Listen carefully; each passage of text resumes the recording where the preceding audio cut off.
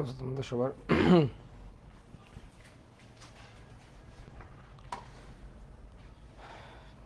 আজকে আমরা কোষাসনের কার্বোহাইড্রেট 4 নম্বর লেকচার এবং কার্বোহাইড্রেট ইনশাল্লাহ আজকে আমরা শেষ করব। আজকে আমাদের টার্গেট হচ্ছে পলিস্যাকারাইড শেখা।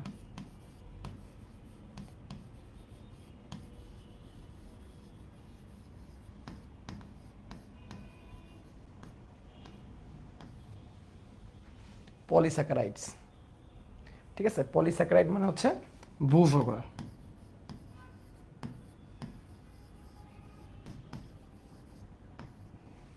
ভূশর্করা। তো পলিস্যাকারাইডের ক্লাসিফিকেশনে গেলে আমাদের অন্যান্য এক্সট্রা ইনফোর বইগুলো যদি আমরা চাই, তাহলে আমরা বেশ কয়েকটা পলিস্যাকারাইডের ক্লাসিফিকেশন খুঁজে পাবো, ঠিক আছে? মানে পলিস্যাকারাইড আমাদের বইয়ের মধ্যে যে ক্লাসিফিকেশন দিছে এর থেকে বেশি আরও কিছু প্রকারভেদ আছে। আমাদের বইয়ের মধ্যে কি দিছে, পলিস্যাকারাইড হচ্ছে দুই রকমের, মনোস্যাকারাইড, এই সঞ্চয়ী পলিস্যাকারাইড আর হচ্ছে গাঠনিক পলিস্যাকারাইড। হ্যাঁ, এই দুটাই দিচ্ছে আমাদের বইয়ের মধ্যে। কিন্তু পলিস্যাকারাইড কিন্তু আরও বেশ কয়েক রকমের আছে। যেমন আমরা যদি গঠনের দিক থেকে চিন্তা করি,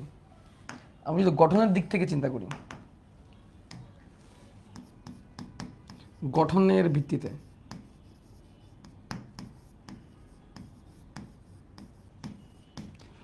ভিত্তিতে দুই রকমের, হোমোপলিস্যাকারাইড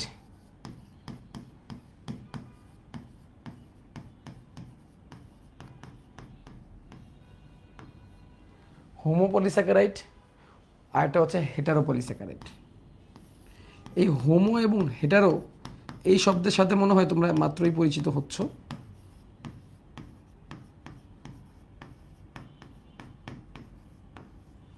হোমো আর হেটারো এই শব্দের সাথে হয়তো তোমরা প্রথম পরিচিত হচ্ছ। দেখো, হোমো মানে হচ্ছে একই। হোমো মানে কি? একই, সব একই ধরনের মৌল। পলিস্যাকারাইড শব্দের মধ্যে তো বলেই দিছে যে একই জিনিস বারবার রিপিট হবে। অর্থাৎ ধরো একটা গ্লুকোজ অণু সে বারবার রিপিট হবে, এবং কতবার? 10 বার, 20 বার, না আরও বেশি। 100 বার, 200 বার, 1000 বার, 2000 বার, 10,000 বার, 2,00,000 বার একটা গ্লুকোজের বারবার রিপিট হচ্ছে। এটাকে বলা হয় হচ্ছে পলিস্যাকারাইড। এখন যদি একটা নির্দিষ্ট অণু বারবার রিপিট হতে থাকে, সেটা কি গ্লুকোজ, তাহলে হোমোপলিস্যাকারাইড। অর্থাৎ একটা গ্লুকোজই বারবার রিপিট হচ্ছে এবং জিনিসগুলোর নাম চেঞ্জ হয়ে যাচ্ছে। যেগুলো আমরা দেখবো আজকের ক্লাসে, সেগুলোর মধ্যে কে কে থাকবে তাহলে? এগুলোর মধ্যে থাকবে স্টার্চ, থাকবে এটার ভিতরে থাকবে গ্লাইকোজেন, এর মধ্যে থাকবে সেলুলোজ। স্টার্চ, সেলুলোজ, গ্লাইকোজেন এরা থাকবে। এরা কেন এখানে আছে? কারণ এরা জাস্ট গ্লুকোজ দিয়ে তৈরি। এদের মনোমারের কথা যদি আমি চিন্তা করি, এদের মনোমার মানে তো বোঝো, একক। এদের মনোমার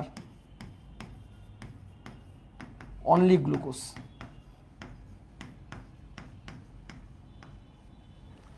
গ্লুকোজ, এদের মধ্যে খেলে রিপিট হতে থাকে। যার কারণে হোমোপলিস্যাকারাইড। ভাঙলে একাধিক জিনিস পাওয়া যাবে, বাট সবগুলো জিনিস কি থাকবে? সেম থাকবে। আর হেটারোপলিস্যাকারাইড কি? যা থেকে ভাঙলে তুমি ভিন্ন ভিন্ন জিনিস পাবা। যেমন এখানে আছে হেমিসেলুলোজ।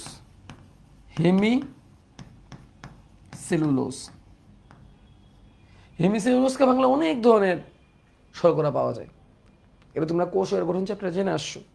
কোষ প্রাচীর গঠনের ক্রস লিঙ্ক হিসেবে কাজ করে কিন্তু এই হেমিসেলুলোজরা, এবং একাধিক হেমিসেলুলোজের নাম আমরা জানছি, ঠিক আছে? হেমিসেলুলোজের গঠন উপাদান যদি প্রধান গঠন উপাদান যদি গ্লুকোজ থাকে, তাহলে নাম হয় গ্লুকান।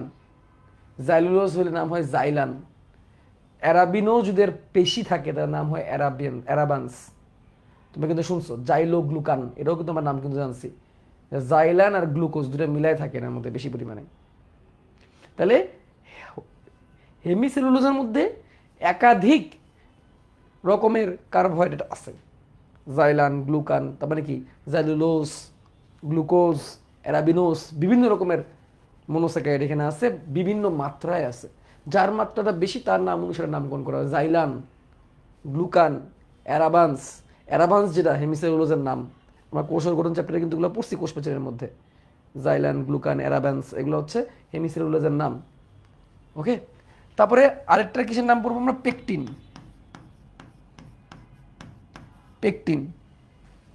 এটাও কিন্তু একটা কি, এটারও পলিস্যাকারাইডের মধ্যে কিন্তু পড়তেছে, কারণ এগুলা শুধুমাত্র গ্লুকোজ দিয়ে তৈরি না। এরপরে আমরা আরেকটা পলিস্যাকারাইড টাইপে চলে যাব, সেটার নাম হচ্ছে, একটু তো আমরা দেখলাম গঠনের ভিত্তিতে, এবার দেখবো কাজের ভিত্তিতে। কাজের ভিত্তিতে কি কাজ করতেছে পলিস্যাকারাইডটা, আমাদের দেহে কি কাজ করতেছে। যদি সে আমাদের দেহে গঠন করে তাহলে সে হবে গাঠনিক পলিস্যাকারাইড।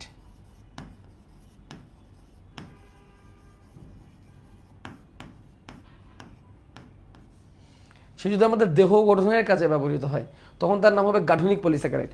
দেহ গঠন বলতে কি বুঝাইছি? দেহ গঠন বলতে কি বুঝাইছি? দেহ গঠন বলতে বোঝানো হয়েছে যে স্ট্রাকচার তৈরি করা। কারণ উদ্ভিদের গঠন কি করতে কে তৈরি করে? উদ্ভিদের গঠন তৈরি করে সেলুলোজ, তাহলে কিন্তু থাকবে সেলুলোজ। উদ্ভিদের প্রধান গাঠনিক উপাদান কি? সেলুলোজ। তারপরে একটু আগে আমরা হেমিসেলুলোজ পড়লাম, সেও গাঠনিক উপাদানের মধ্যেই পড়বে। কেন গাঠনিক উপাদানের মধ্যে পড়বে? কারণ হেমিসেলুলোজও তো কোষপ্রাচীর গঠন করতে হেল্প করছে, তাহলে হেমিসেলুলোজ এখানেই পড়বে। হেমিসেলুলোজ এখানেই পড়বে। তারপর একটু আগে আমরা কাইটিনের নাম বললাম, কাইটিন এখানেই পড়বে। কাইটিন এখানেই পড়বে। কাইটিনের নাম একটু আগে পড়ি নেই, সরি, আমরা একটু আগে পেকটিনের নাম পড়ছি, পেকটিন এখানেই থাকবে। কাইটিনও থাকবে এখানে। কাইটিন হচ্ছে একটা নাইট্রোজেন ঘনিত পলিস্যাকারাইড, যেটা বহু শর্করা এবং নাইট্রোজেন দিয়ে তৈরি। সে দেহ গঠন করে, যেমন আমরা জানি আর্থ্রোপোডা পর্ব আমরা সাইকেল 2-তে পড়বো। সাইকেল 2-তে আমাদের পরিফেরা নিউটেরিয়া পড়া হয়ে গেছে, এবার আমরা আর্থ্রোপোডা পর্বের দিকে আস্তে আস্তে আগাবো আমরা। এরপরে পড়বো হচ্ছে প্লাটিহেলমিনথেস, তারপর আমরা আর্থ্রোপোডা পড়বো। তো আর্থ্রোপোডা পর্বের ক্ষেত্রে আমরা দেখছি যে আর্থ্রোপোডা পর্বের যে প্রধান কঙ্কাল, দেহের যে কঙ্কাল, সেটা তৈরি হয় হচ্ছে কাইটিন দিয়ে। কাইটিন কি? একটা পলিস্যাকারাইড, কিন্তু সেটা দেহ গঠন করতেছে, এই জন্য এটাকে আমরা গাঠনিক পলিস্যাকারাইডের মধ্যে রাখতেছি। একটা মিনিট, পলিস্যাকারাইডের আরও কিছু টাইপ আছে।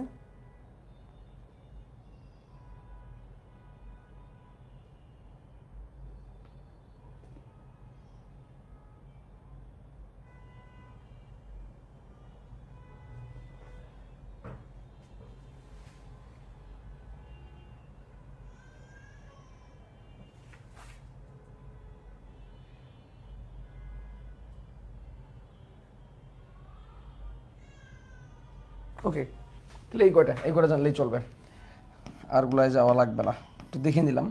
আরেকটা আছে সঞ্চয়ী পলিস্যাকারাইড। সঞ্চয়ী পলিস্যাকারাইড, সঞ্চয়ী পলিস্যাকারাইড কোনগুলা? সঞ্চয়ী পলিস্যাকারাইড হচ্ছে যেই পলিস্যাকারাইডগুলা দেহের মধ্যে জমা থাকবে, যে পলিস্যাকারাইডগুলো দেহের মধ্যে জমা থাকবে। যেমন উদ্ভিদ দিয়ে সঞ্চিত খাদ্য কি? স্টার্চ, স্টার্চ জমা থাকে। পানি দিয়ে সঞ্চিত খাদ্য কি?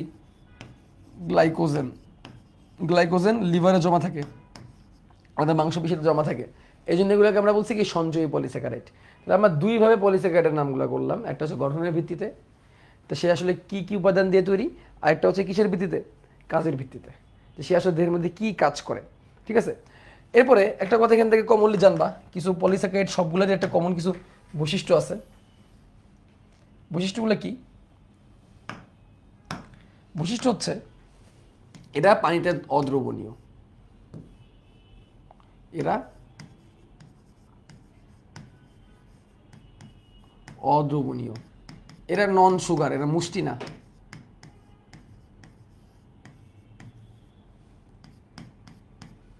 এরা অদ্রবণীয়, এরা নন সুগার। নন সুগার মানে এরা খাইতে কি না, এরা মিষ্টি না। ঠিক আছে, এবং এদের মেন সংকেত কি? C6H10O5। C6H10O5 এর পলিমার এরা, কার্বন H10O5 মানে কি H2O বাদ গেছে, এর পলিমার এরা। এবং আমরা কোনটা কোনটা নিয়ে আলোচনা করব এই চ্যাপ্টারে? আমরা স্টার্চ নিয়ে আলোচনা করব, আমরা সেলুলোজ নিয়ে আলোচনা করব, এবং আমরা গ্লাইকোজেন নিয়ে আলোচনা করব। এই তিনটা উপাদান নিয়ে আমরা এই চ্যাপ্টারে, মানে আমাদের সিলেবাসের মধ্যে যেগুলো আছে সেগুলো নিয়ে কিন্তু করবো, আমরা কথাবার্তা বলবো। ঠিক আছে, তাহলে চলো আমরা প্রথমে চলে যাই এর যে কোনো একটার মধ্যে আমরা প্রথমে ঢুকে আমরা বইয়ের সিরিয়ালটাই মেনটেন করি। আমাদের বইয়ের সিরিয়ালে প্রথমে গেছে না, বইয়ের সিরিয়াল আমরা যাবো না, আমরা সেলুলোজ থেকে আগে শুরু করবো। সেলুলোজ থেকে শুরু করবো, চলো। সেলুলোজ উদ্ভিদের প্রধান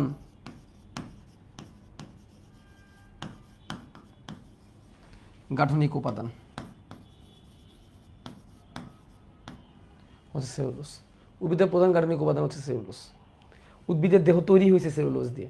আমরা সেই কোষ এর গঠন চ্যাপ্টার থেকে পড়ে আসতেছি, গাছ মানেই সেলুলোজ, গাছ মানেই সেলুলোজ। নট অনলি কোষ প্রাচীর, আরও অনেক জায়গায় আমরা কি পাই, সেলুলোজ পাই। যেমন আমরা কোষ প্রাচীর তৈরি করতে যেয়ে দেখছি যে অসংখ্য সেলুলোজ মানে সেলুলোজ চেন তৈরি হয়েছে, তারপরে সেলুলোজ চেন 100টা সেলুলোজ চেন একসাথে মিলিত হয়ে তারপর কিন্তু তৈরি হয়েছে ক্রিস্টালাইন মাইসেলি। যে মাইসেলিটাকে আমরা কি করছিলাম, যে মাইসেলিটাকে আমরা বলছিলাম কোষ প্রাচীর গঠনের মূল একক। কোষ প্রাচীর গঠনের মূল একক আমরা কাকে বলছিলাম, মাইসেলিকে কিন্তু বলছিলাম, ঠিক আছে। আর মাইসেলি তৈরি হয়েছিল কি দিয়ে, অসংখ্য গ্লুকোজ দিয়ে। সেটা কি গ্লুকোজ, বিদেরি গ্লুকোজ, ঠিক আছে। তাহলে বিল্ডিং ব্লক বলতে পারি কথাটাকে আমরা, বিল্ডিং ব্লকস থেকে beta D glucose, beta 1,4 linkage. অসংখ্য বিটা ডি গ্লুকোজ যদি বিটা 1,4 লিঙ্কেজের মাধ্যমে যুক্ত হয়, এখানে কিন্তু লিঙ্কেজ কোনটা, বিটা 1,4। অসংখ্য বিটা ডি গ্লুকোজ যদি বিটা 1,4 লিঙ্কেজের মাধ্যমে যুক্ত হয়, তাহলে আমরা কি পাবো, সেলুলোজ পাবো। ইভেন সেলুলোজকে যদি আমরা ভাঙি, তাহলে কীভাবে ভাঙতে পারবো দেখো তো। আমরা যদি সেলুলোজকে ভাঙি, লঘু অ্যাসিড দেওয়া লাগবে, তাহলে আমরা পাবো সেলোবায়োস। আমরা কি পাবো, সেলোবায়োস কি দিয়ে তৈরি ছিল, দুইটা বিটা ডি গ্লুকোজ দিয়ে। এবং সেলোবায়োসকে ভাঙলে আমরা কি পাবো,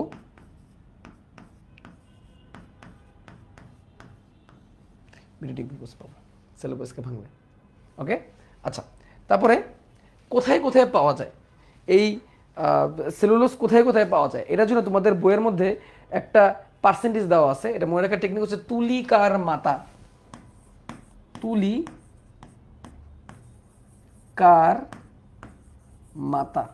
এটা মনে রাখার টেকনিক। তু থেকে তুলা, তু থেকে তন্তু, উদ্ভিদের যে তন্তু থাকে সে তন্তু। লি থেকে লিনেন কাপড় থাকে না, লিনেন। তুলি। কাঠ থেকে কাঠ। মা থেকে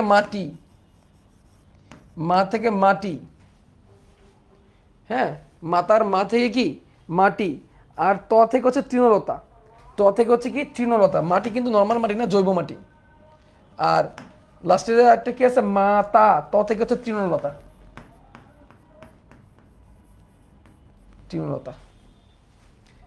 এইগুলোর মধ্যে কি পাই, এগুলোর মধ্যে আমরা সেলুলোজ পাই। এগুলোর মধ্যে আমরা কি পাই, সেলুলোজ পাই। তাহলে তুলা, তন্তু, লিনেন, কাঠ, মাটি আর হচ্ছে তৃণলতা, এই জিনিসগুলোর মধ্যে আমরা সেলুলোজ পাই। এখন আমাদের জানতে হবে এই সেলুলোজের পরিমাণটা কতটুকু। এটা আমাদের জানতে হবে। দেখো, সব থেকে বেশি পরিমাণ সেলুলোজ থাকে হচ্ছে তুলাতে সব থেকে বেশি পরিমাণ থাকে। কত, তুলাতে থাকবে হচ্ছে 94%। তুলার 94% হচ্ছে সেলুলোজ তুলার। তারপর লিনেনের 90%, লিনেনের তারপর একটু বেশি, কত পার্সেন্ট, 90%। তারপর তন্তু কোষেও কত পার্সেন্ট, 90%। ওকে, তারপরে কাঠ 60, মনে রাখবা, কাঠ 60, এটা মনে রাখার টেকনিক। কাঠে 60%, ঠিক আছে। পরে মাটি, কি মাটি, জৈব মাটিতে কত পার্সেন্ট, 40 থেকে 70%। জৈব মাটিতে কত পার্সেন্ট, 40 থেকে 70%। আর তার মাঝখানে কি থাকলো, হচ্ছে তৃণলতা 30, 30 থেকে 40%। তৃণলতা 30, 30 এভাবে মনে রাখবো। তৃণলতা 30। ওকে, এই হচ্ছে পরিমাণটা, কোনটায় কত পার্সেন্ট সেলুলোজ থাকে। তুলায় 94% সেলুলোজ থাকে, তন্তুতে 90% সেলুলোজ থাকে, লিনেনে 90% সেলুলোজ থাকে, কাঠে 60%, মাটি জৈব মাটিতে 40 থেকে 70%, তৃণলতায় 30 থেকে 40%। মনে রাখার টেকনিক 30 30 30 এভাবে আমরা মনে রাখবো।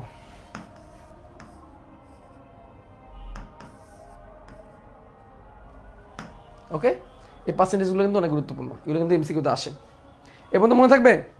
বলো, এ পর্যন্ত মনে রাখবে লাগবে, থাকবে কিনা? আচ্ছা, এখন সেলুলোজ থেকে আমি গ্লুকোজ কিভাবে নিয়ে আসবো? সেলুলোজ থেকে যে গ্লুকোজ, এখানে কয়েকটা পদ্ধতি তোমাদের বইয়ের মধ্যে বলছে। সেলুলোজ থেকে সরাসরি গ্লুকোজ পাওয়ার কয়েকটা পদ্ধতি আমাদের বইয়ের মধ্যে দেওয়া আছে।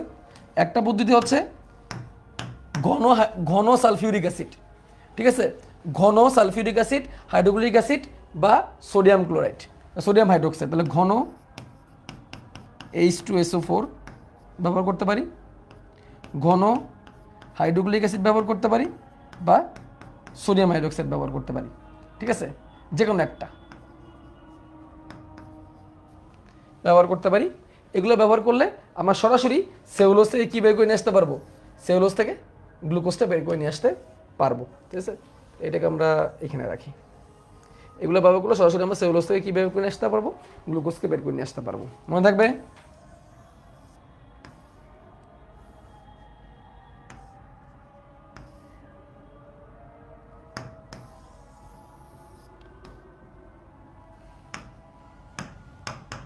সেলুলোজ থেকে গ্লুকোজ বের করে নিয়ে আসতে পারবো। ওকে, এবার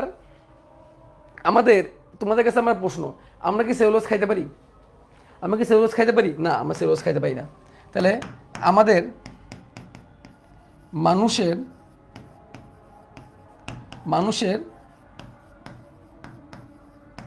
পৌষ্টিকতন্ত্রে সেলুলেজ এনজাইম, মানুষের পৌষ্টিকতন্ত্রে সেলুলোজ এনজাইম নেই। কি এনজাইম নেই? সেলুলেজ নামক কোনো এনজাইম নেই, যার ফলে আমরা পরিপাক করতে পারি না। আমরা সেলুলোজ অর্থাৎ গাছের পাতা হজম করতে পারি না। গাছের পাতা হজম করি না। তাহলে আমরা যে পাতা যে জিনিসগুলো খাই সেগুলো কি হয়? সেগুলো র্যাফেজ আকারে থাকে। আমার তো মনেই আছে যে আমরা র্যাফেজ খাই, ঠিক আছে? র্যাফেজ যে আমরা খাই, মনে আছে? র্যাফেজ খাদ্যের একটা সপ্তম একটা উপাদান হচ্ছে র্যাফেজ, আঁশ কিন্তু আমরা কিন্তু নর্মালি কিন্তু এটা কি করি না, হজম করি না। এটা আমাদের মলের পানি ধুয়ে রাখার কাজে ব্যবহার করে, মল উৎপাদনের কাজে কিন্তু কি করে? ব্যবহার করে, ঠিক আছে? আচ্ছা, তার মানে এর কোনো পুষ্টিগুণ নাই। তার মানে সেলুলোজে কোনো পুষ্টিগুণ নাই, সেলুলোজে কোনো পুষ্টিগুণ নাই। আমাদের পার্সপেক্টিভ থেকে সেলুলোজে কোনো কি নেই? পুষ্টিগুণ নাই। আমার মনে হয় এই লেখাগুলো পড়া যাচ্ছে না। তাহলে আমাদের পার্সপেক্টিভ থেকে সেলুলোজের কোনো কি নাই? কোনো ধরনের পুষ্টিগুণ নাই। তারপর দেখো, সেলুলোজ থেকে আর কি কি জিনিস চিন্তা করা যেতে পারে? গাছের আঁশ কি সেলুলোজ না? বলো তো, সেলুলোজগুলো কি তন্তু তৈরি করে। দেখো এখানে যতগুলো জিনিসের নাম বলছি, তুলা, তন্তু, লিনেন, কাঠ, মাটি, তৃণলতা, এর মধ্যে তৃণলতা, লিনেন, তন্তু, তুলা, ইভেন কাঠ, এগুলো কি একটু ফাইবার টাইপের না? বলো তো, এগুলো কি একটু কি টাইপের? ফাইবার টাইপের না? এগুলো ফাইবার টাইপের। তার মানে এদের বৈশিষ্ট্য হচ্ছে ফাইবার টাইপের, ফাইবার ধরনের হয় এরা। এটা কি ধরনের হয়? ফাইবার টাইপের, তন্তু টাইপের। ফাইবার বা তন্তু টাইপের হয় এরা। কি টাইপের হয়? ফাইবার বা তন্তু। তারপরে এদেরকে আয়োডিন প্রয়োগ করলে কোনো রং দেয় না। আয়োডিন দ্রবণে কোনো বর্ণ প্রদর্শন করে না, এই জিনিসটা আমরা অন্যান্য পলিস্যাকারাইডের বেলায় দেখবো, স্টার্চ সেলুলোজের বেলায় দেখবো, আয়োডিন দিলে তাদের কালারগুলো কি হয়ে যায়? চেঞ্জ হয়ে যায়। আচ্ছা, কোবায়াশি এবং শোট নামের দুজন বিজ্ঞানী কৃত্রিমভাবে সেলুলোজ তৈরি করছিল। কোবায়াশি এবং শোট নামের দুজন বিজ্ঞানী কৃত্রিমভাবে কী করছিল? সেলুলোজ তৈরি করছিল, ঠিক আছে? আর আমরা এই সেলুলোজ কিন্তু কি করতে পারি না? হজম করতে পাই না। আচ্ছা, এখন প্রশ্ন হচ্ছে আমরা পড়ছি যে বিটা ডি গ্লুকোজ সেলুলোজে যুক্ত থাকে। কতগুলা বিটা ডি গ্লুকোজ যুক্ত থাকে? কতগুলা বিটা ডি গ্লুকোজ একসাথে যুক্ত হলে সেলুলোজ তৈরি হতে পারে? তোমাদের বইয়ে বলছে 300 থেকে 3000, বাট এই মানবারটা আরো বড় হইতে পারে, বাট আমরা তোমাদের বইয়েই থাকি 300 থেকে 3000। তাহলে আমরা এটাকে একটু অন্য কালি দিয়ে লিখি।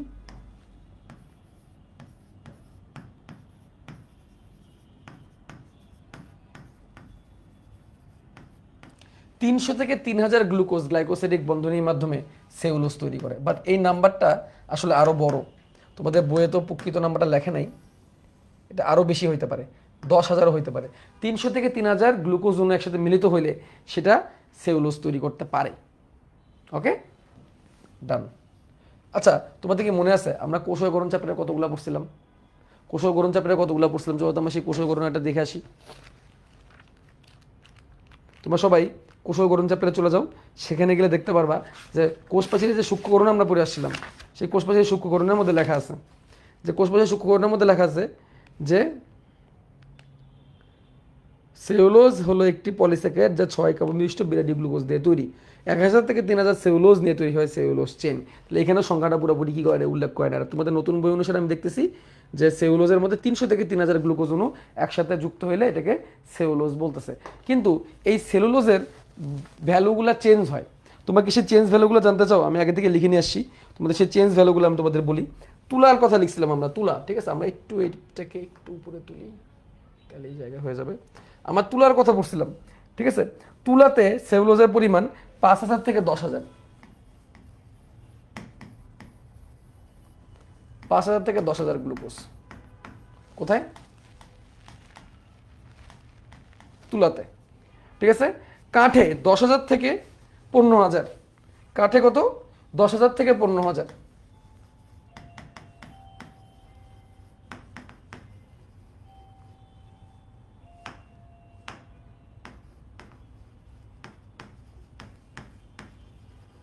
লাগতে পারে, ঠিক আছে?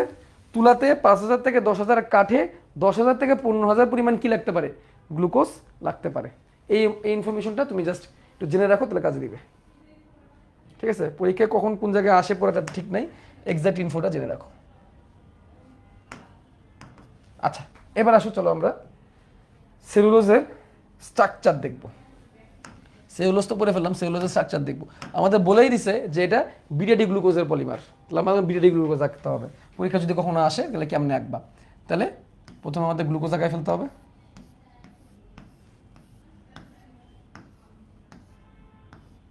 কি গ্লুকোজ? Beta D glucose.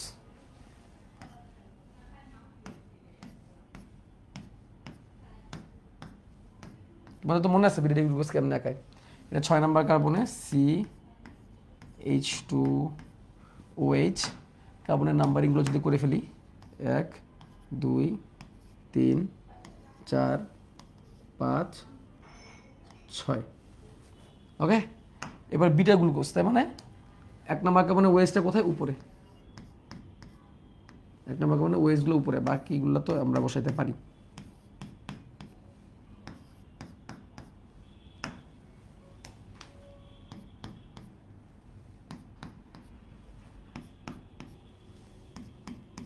আস্তে ধীরে করলাম, দেখা তো হয়েছে কিনা? হয়েছে। কি গ্লুকোজ এটা? Beta D glucose. এখন এই বিটা ডি গ্লুকোজ আমাকে করে নিতে হবে। এই আমি একটা নিলাম, করে নিলাম দুটা বিটা ডি গ্লুকোজ দিয়ে যদি আমি লিঙ্কেজ তৈরি করি, 1,4 লিঙ্কেজ, যে 1 আর 4, দেখো 1 4 কাছাকাছি আছে, তাহলে সেটা কি তৈরি হবে বলো?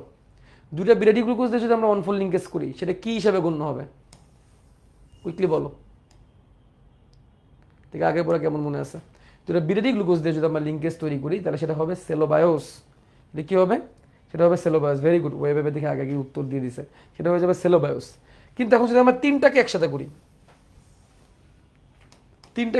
এখন তোমাদের কি মনে হচ্ছে? দেখে ট্রাইস্যাকারাইড হয়েছে না, এটাই এখন আমি পলিস্যাকারাইডের দিকে নিয়ে যাব। যে কোনো পলিস্যাকারাইড আঁকানোর সময় তুমি এরকম করে 3টা আঁকাবা। কয়টা আঁকাবা? 3টা। এবার তোমাদের 2টা মেথড শেখাবো আমি, এখন একটা শেখাই। মানে পলিস্যাকারাইড আঁকানোর এখন একটা মেথড শেখাবো, একটু পরে আরেকটা শেখাবো। সেলুলোজ দিয়ে একটা শেখাবো, গ্লাইকোজেন দিয়ে আরেকটা শেখাবো।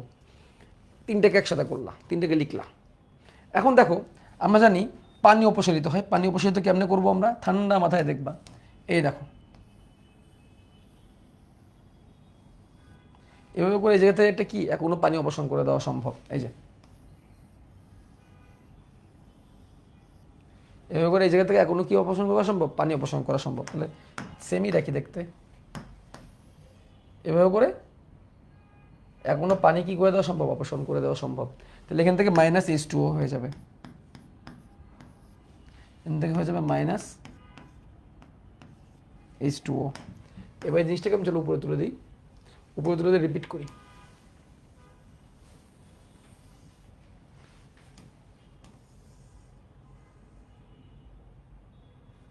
নিচে আরেকটা গাইলাম আর কি, নিচে আরেকটা গাইলাম। হ্যাঁ, খেয়াল করো, একটু উপরে উঠাইতে হবে, মানে সেম জিনিস কপি করছি খালি। এবার আমি দেখাবো যে এখানে এটা পানিটা বাদ চলে গেলে কেমন লাগবে দেখতে। খেয়াল করো, এখানে নীল বর্ডারের মধ্যে যা আছে সব বাদ হয়ে যাবে, কারণ পানিতে এগুলো পানিতে পরিণত হবে। নীল বর্ডারের ভিতর যা আছে সব বাদ হয়ে যাবে, নীল বর্ডারের ভিতর যা আছে সব বাদ হয়ে যাবে। তাহলে এটা বাদ হয়ে যাবে, এটা বাদ হয়ে যাবে, এটা বাদ হয়ে যাবে, থাকবে শুধু অক্সিজেন। সেম এই দুটা বাদ হয়ে যাবে, এটা বাদ হয়ে যাবে, থাকবে শুধু অক্সিজেন। নীল বর্ডারটা বাদ দিয়ে দিই, বাদ দিয়ে দিই। ঠিক আছে, পানি ওখানে রাখার দরকার নেই, উপরে তো দেখাই দিচ্ছে পানি অপসারিত হয়েছে। থাকলো কি শুধু অক্সিজেন। অক্সিজেনটাকে মাঝখানে দিয়ে দিই, অক্সিজেনটাকে মাঝখানে দিয়ে দিই, এবং এই বন্ধনের নামই হচ্ছে গ্লাইকোসাইটিক বন্ধন। এই বন্ধনের নামই হচ্ছে গ্লাইকোসাইটিক বন্ধন। এটাকে তোমাদের বই আরেকভাবে আঁকাইছে সুন্দর করে। কেমনে? এই যে এইভাবে, এই একই জিনিস গ্লাইকোসাইটিক বন্ধন। এখন বলতে পারো ভাই এটা তো ট্রাইস্যাকারাইড হয়েছে, এটা তো ট্রাইস্যাকারাইড হয়েছে, তাই না? উপায় হচ্ছে ফিনিশ করার সময় তোমাকে যে কাজটা করতে হবে, দুটো ব্র্যাকেট দিতে হবে। একটা ব্র্যাকেট যদি আমি এই জায়গায় দিই,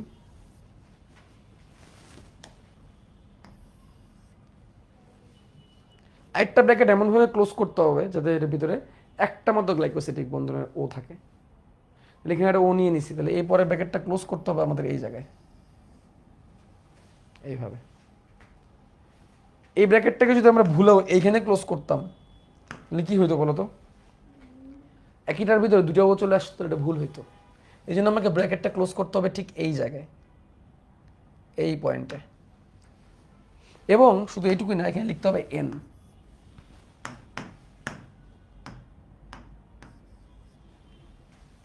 লিখতে হবে এন, তার মানে এন সংখ্যক, এন সংখ্যক, এন সংখ্যক। এনের মান তুমি চাইলে এখন ক্যালকুলেশন করে বের করতে পারো। এগুলো ম্যাথমেটিক্যাল ব্যাপার স্যাপার, এগুলো আসলে কখনো আমি পরীক্ষা হিসাবে করে আসতে দেখি নেই যে কতগুলা গ্লুকোজ থাকতে হবে, কতগুলা গ্লুকোজের মাঝখানে বন্ধন হবে, হ্যান ত্যান, এগুলো ম্যাথমেটিক করে তুমি বের করতে পারবা। যেমন এখানে 3টার জন্যে গ্লাইকোসিটিক বন্ধন হয়েছে 2টা, একটা 2টা, তাই তো? তাহলে এখানে যতগুলা শর্করা থাকবে তার থেকে একটা কম গ্লাইকোসিটিক বন্ধন তৈরি হবে। যেমন যদি 4টা গ্লুকোজ থাকতো তাহলে গ্লাইকোসিটিক বন্ধন হইতো 3টা। তাহলে যদি 100টা গ্লুকোজ থাকে গ্লাইকোসিটিক বন্ধন হবে 9টা। এই যে সিওসি, এই যে ও এর পাশে 2টা, বা সিওসি বন্ধন, ক্ল্যাশ অফ ক্ল্যান বন্ধন, ঠিক আছে? সিওসি অ্যাকচুয়ালি সিওসি না, ও এর 2টা হাত আর কি, হ্যাঁ এভাবে বলে। তো অ্যাকচুয়ালি এখানে তো ও এর 2টা হাত হিসেবে সি থাকবে, তাই না? Clash of clan. তাহলে এখানে এটাকে আমরা কি বলতে পারি? এই জিনিসটাকে আমরা বলতে পারি alpha D glucose, sorry beta D glucose beta 1,4 লিঙ্কেজের পলিমার। ঠিক আছে, আমরা এটাকে বলতে পারি বেটা ডি গ্লুকোজ বিটা 1,4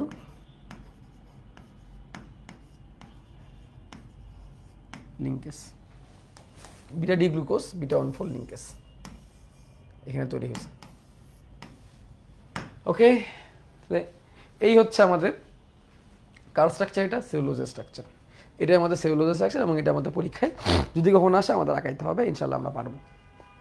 ওকে, এখন দেখো এই সেম জিনিসটাকে আমি তোমাদের আরেকটা ল্যাঙ্গুয়েজে দেখাবো। ছোট করে দিলাম, ছোট করলেও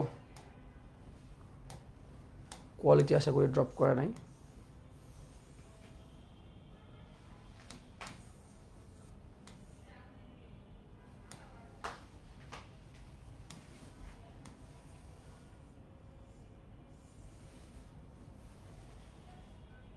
এবার দেখো, এটাকে বোঝানোর, এটাকে দেখানোর আরেকটা টেকনিক আছে। টেকনিকটা কি? এই যে জিনিসটা, এটাকে আমি একটু আবার কপি করি। কপি করে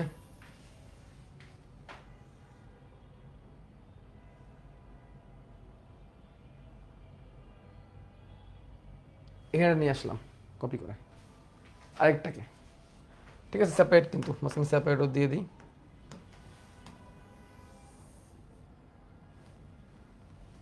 খেয়াল করো, এখানে আমরা এই জিনিসটা দিব না, এই জিনিসটা দিব না। তাহলে কয়টা হয়ে গেলো? 3টা। এখন ভাইয়া 3টা দিয়ে কেমনে বোঝাচ্ছেন আপনি? 3টা দিয়ে বোঝানোর টেকনিক হচ্ছে, দেখো এখানে আমি দেখাবো যে এইখানে দেখো, এখানে কি আরেকটা গ্লাইকোসিডিক বন্ধন হইতে পারতো না? এখানে এখানে তো এটা দিয়ে তো আরেকটা গ্লাইকোসিডিক বন্ধন হইতে পারতো এইভাবে, পারতো না? পারতো তো। তো এখানে আমি এই জিনিসটাকে মুছে দিব, এই জিনিসটাকে মুছে দিব, মুছে দিয়ে দেখাবো ও dot dot dot dot dot. বুঝছো কিনা বলো? দেখো বুঝছো কিনা, বুঝার তো কথা। এখানে আমি কি করলাম? এখানে আমি এ ও দিয়ে dot dot dot dot dot দিয়ে দিলাম। ও দিয়ে dot dot dot dot dot দেওয়ার মানে হচ্ছে এই জিনিসটা বারবার রিপিট হচ্ছে। ক্লিয়ার? তাহলে এখানে কোনো এন টেন দেওয়ার দরকার আছে? নাই। এই জিনিসটা বারবার রিপিটিং, এই জিনিসটা বারবার কি হচ্ছে? রিপিট হচ্ছে। ওকে, এইটা হচ্ছে আরেকটা পদ্ধতি, যে পদ্ধতি তুমি কি বানাইতে পারবা, তুমি ইয়ে দেখাইতে পারবা, পলিস্যাকারাইডকে দেখাইতে পারবা। একে তো 3টা আকাইলেই চলতেছে। ওকে, এবার আমরা এই সেলুলোজ নিয়ে আর কি কি আছে একটু মেন বই থেকে দেখবো। আমাদের সেলুলোজের প্রধান প্রধান যা যা কথা বলার দরকার ছিল সব মোটামুটি আমার আশা করতেছি হয়ে গেছে। তাহলে আমরা পলিস্যাকারাইডে চলে যাই, মেন বইয়ে। পলিস্যাকারাইড, পলিস্যাকারাইড, পলি মানে বহু, পলি মানে বহু,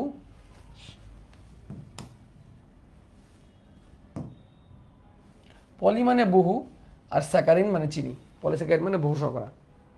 ওকে, এই পলিস্যাকারাইডগুলো উচ্চ আণবিক ওজন সম্পন্ন হয়। উচ্চ আণবিক ওজন মানে এদের সংখ্যা তো বুঝতেই পারতেছো, কত কত কত গ্লুকোজ লাগতেছে একটা বানাইতে গেলে। ওকে, এরা পানিতে অদ্রবণীয় এবং মিষ্টি নয়, ইত্যাদি। গাঠনিক পলিস্যাকারাইড আছে সেলুলোজ, হেমিসেলুলোজ, পেকটিন গাঠনিক পলিস্যাকারাইড হিসাবে। আর সঞ্চয়ী পলিস্যাকারাইড হিসাবে কে কে আছে? স্টার্চ এবং গ্লাইকোজেন। এটা বিক্রিয়া দিছে যে পানি দ্বারা বিক্রিয়া করলে সব গ্লুকোজকে তুমি বের করতে পারবা, দরকার নেই এটা। আসো, স্টার্চ তো এখন আমরা পড়ি নাই, আমরা সেলুলোজটা আগে পড়ছি।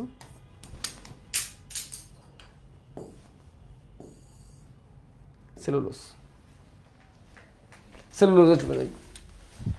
দেখো সেলুলোজে কি বলছে? সেলুলোজ উদ্ভিদের একটি প্রধান গাঠনিক পদার্থ।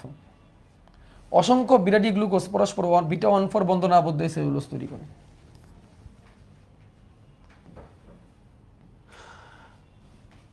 তুলায় 94, লিনেনে 90, তন্তুতে 90, কাঠে 60, তৃণ 30, মাটিতে 40। সেলুলোজ ঘন সালফিউরিক অ্যাসিড বা এটা দ্বারা হাইড্রোলাইসিস করলে গ্লুকোজে পরিণত হয়। হাইড্রোলাইসিস করতে হবে কিন্তু।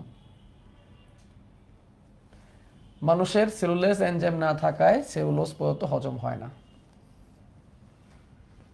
কোবায়াশি এবং শোট সাল লাগবে না, সর্বপ্রথম কৃত্রিম সেলুলোজ তৈরি করেন। পৃথিবীতে সবচেয়ে বেশি পরিমাণে বিরাজ করে হচ্ছে সেলুলোজ, আসলেই তাই, কারণ উদ্ভিদের মতো এত বেশি কিছু তো আর নাই। সেলুলোজের ধর্ম দেখো, আগেই বলছি স্বাদহীন, বন্ধহীন, সাদা, সাদা নট অলওয়েজ সাদা, বাট স্বাদহীন, গন্ধহীন, এটা ট্রু। সেলুলোজের তো কোনো স্বাদ নয় আলটিমেটলি। এটা পানিতে অদ্রবণীয়, এটা আমরা জানি। অবিজারক শর্করা, এটাও আমরা জানি, কারণ কোনো পলিস্যাকারাইডই বিজারক না, কারণ এর কোনো 1 নম্বর কার্বনে কোনো অ্যালডিহাইড মূলক ওপেন থাকে না। আণবিক ভর 2 লক্ষ থেকে কয়েক লক্ষ। এরা মিষ্টি নয়, বিজারণ ক্ষমতা নাই, আয়োডিন দ্রবণে কোনো রং প্রয়োগ করে না, এরা ফাইবার সদৃশ এবং শক্ত, এর কোনো পুষ্টিগুণ নাই। দেখো তো প্রত্যেকটাই আমি লিখছি না? লিখছি। এবার আসো, সেলুলোজের কাজ অনেক গুরুত্বপূর্ণ। সেলুলোজের কাজ এটা অনেক গুরুত্বপূর্ণ। আসি আমরা দেখি, কোষ প্রাচীর তৈরি করে, আমরা দেখছি।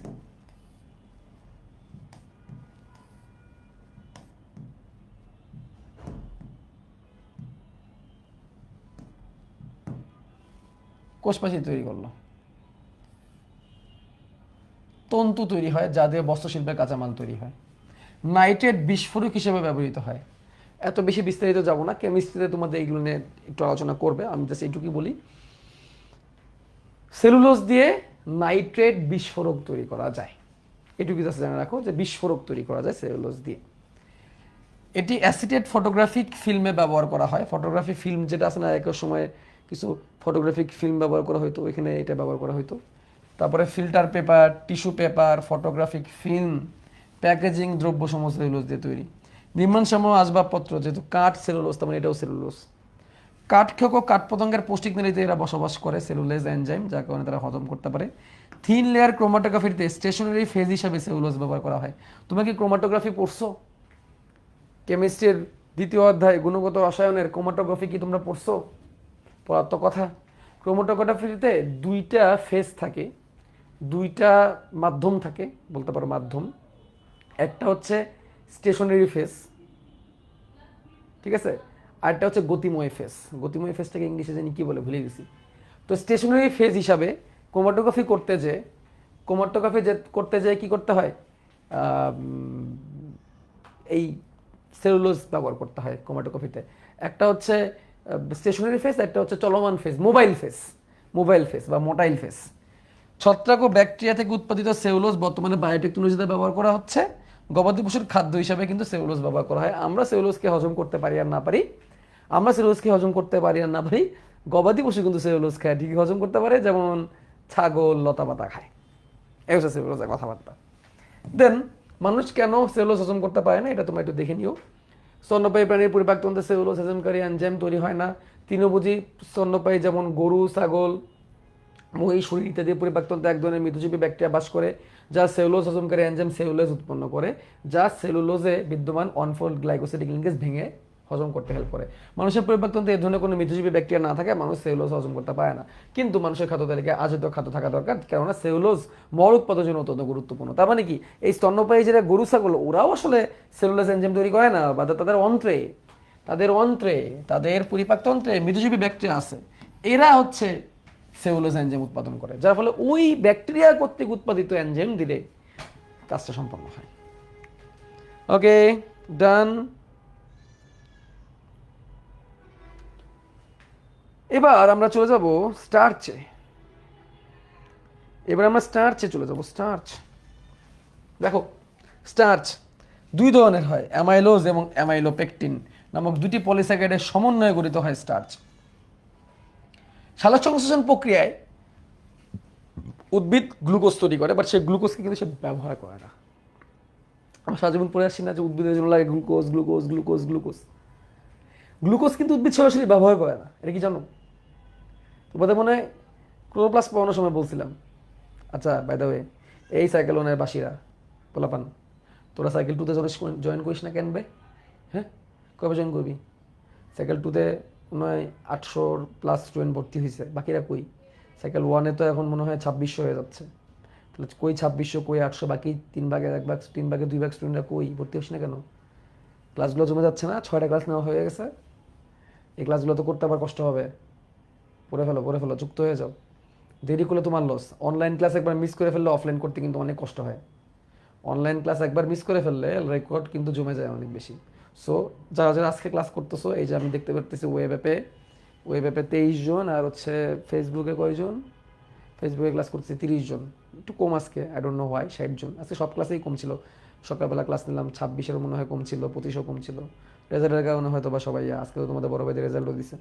এখানে 60 পিপল যারা যারা আসো, যারা ক্লাস করতেছো, ক্লাসের পরেই ভর্তি হয়ে যাবা, কোনো কথা নেই, ঠিক আছে? কোনো কথা নেই, ভর্তি হয়ে যাবা এবং ক্লাস করা শুরু করবা। আমি কিন্তু অলরেডি পরিফেরা নিউক্লিয়ার প্লাটি হিউম্যানটিস পড়ানো শুরু করে দিয়েছি, এবং ওই ব্যাপারে দেখছো কত সুন্দর সুন্দর জিনিস দিয়ে পড়াচ্ছি, স্পেসিমেন দিয়ে পড়াচ্ছি, কত সুন্দর সুন্দর জিনিস দিয়ে ডিসক্রাইব করে দিচ্ছে। লাইভ ক্লাসের মজাই অন্যরকম ভাই। আচ্ছা, একদম প্রশ্ন করছো ফটোগ্রাফটা বুঝি নাই ভাইয়া, একটু বুঝাই দেন। ফটোগ্রাফ বলতে কোন পয়েন্টটা? ফটোগ্রাফিক ফিল্ম তৈরি করতে যে ব্যবহার করা হয় হচ্ছে সেলুলোজ। আমরা তো এখন মোবাইল দিয়ে ছবি তুলে ফেলি, এই যে আমি সুন্দর করে খেচাত খেচাত করে ছবি তুলে ফেলি। দেখে একটা ছবি তুলে রাখি, ক্লাস করতেছো তোমরা, একটা ছবি তুলে ফেলি, সুন্দর একটা ছবি তুলে রাখি,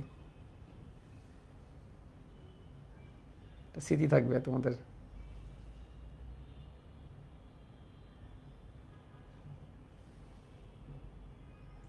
দাঁড়াও, ছবি তুলে ফেললাম একটা, ঠিক আছে।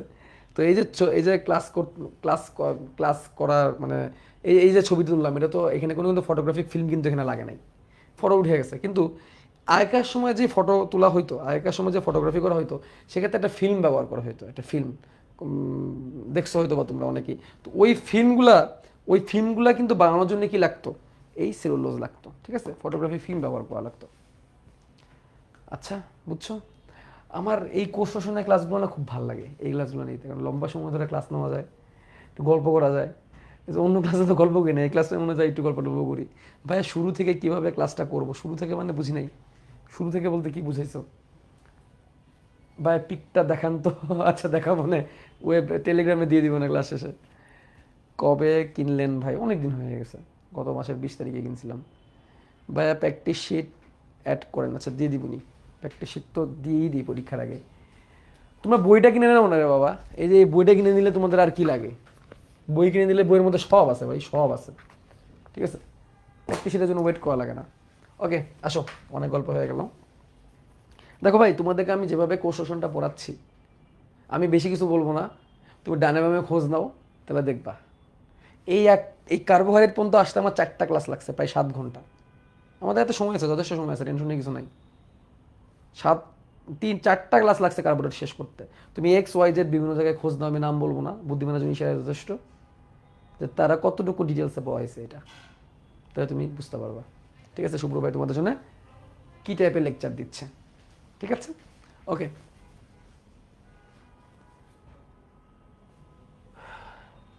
তাহলে উদ্ভিদ যে সালোক সংশ্লেষণ প্রক্রিয়ায় গ্লুকোজ তৈরি করে, সেই গ্লুকোজকে উদ্ভিদ সরাসরি ব্যবহার করে না। সেটাকে 2টা উপাদানে শিফট করে সে। প্রথমত সে চিনি বানায়। চিনি মানে কি? সুক্রোজ। এবং সে চিনি আকারে এটাকে ব্যবহার করে, চিনি সারা দেহে পরিবাহিত হয়। আমি বলছিলাম উদ্ভিদের ট্রান্সলোকেটেড সুগার হচ্ছে চিনি। কিন্তু উদ্ভিদ জমা করে কি? উদ্ভিদ জমা করে হচ্ছে এই স্টার্চ জমা করে, যেটা কিনা আলফা ডি গ্লুকোজ দিয়ে তৈরি, ঠিক আছে। এই যে ফটোসিনথেসিস প্রক্রিয়ায় সৃষ্ট চিনির অধিকাংশ পরিবর্তিত হয়ে স্টার্চে পরিণত হয়। স্টার্চ সাধারণত ঘনীভূত দানা হিসাবে থাকে। তাহলে স্টার্চ দানা হিসাবে থাকে, এই কথাটা কিন্তু খুবই গুরুত্বপূর্ণ। স্টার্চ কিন্তু সবসময় দানা হিসাবে থাকে, এই জন্য ভাতের দানা, চালের দানা পাই আমরা। কোষে বিরাজ করে এবং দানা আকার আকৃতি বিভিন্ন উদ্ভিদে বিভিন্ন রকমের হয়। দেখো, বীজ, ফল,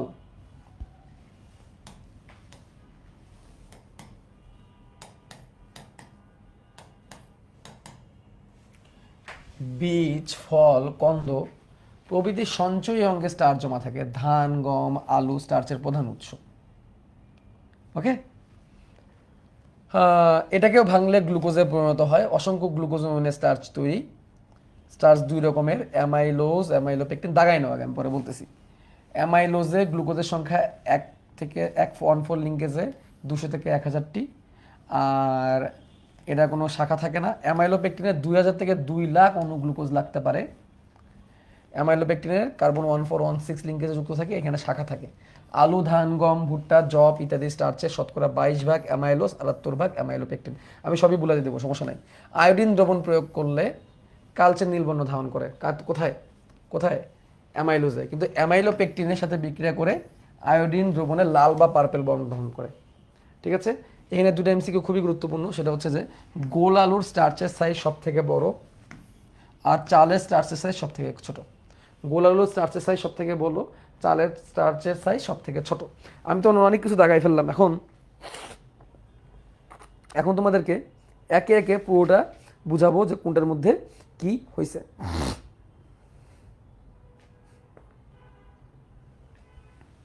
আসো, এখান থেকে শুরু করি।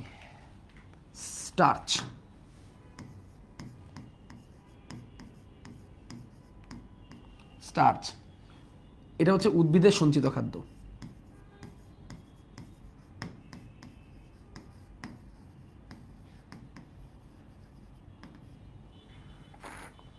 উদ্ভিদের সঞ্চিত খাদ্য, উদ্ভিদ যেটা তার মধ্যে খাবার গেলে কি থাকে, জমা রাখে। ওকে, তো নর্মালি উদ্ভিদ ফটোসিনথেসিস প্রক্রিয়ায়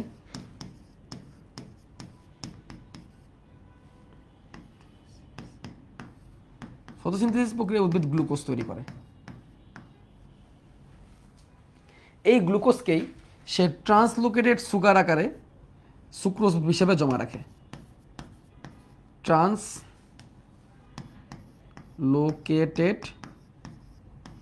সুগার হিসাবে সুক্রোজ বানিয়ে সারা দেহের মধ্যে প্রবাহিত করে এবং ব্যবহার করে। আমি ভুলে জমা করে বলে ফেলছিলাম, স্লিপ অফ জিহ্বা।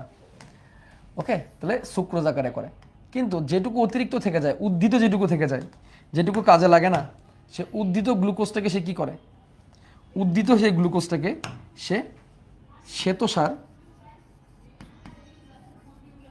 আকারে জমা রাখে, শ্বেতসার হিসাবে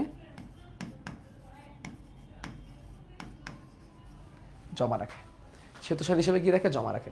তাহলে ট্রান্সলোকেটেড সুগার আকারে সুক্রোজকে সে ব্যবহার করে আর অতিরিক্তটাকে শ্বেতসার হিসেবে সে জমা রাখে। আচ্ছা, এখন যেটা বললাম, শ্বেতসার আবার দুই রকমের, শ্বেতসার আবার দুই রকমের, অ্যামাইলোজ এবং অ্যামাইলোপেকটিন।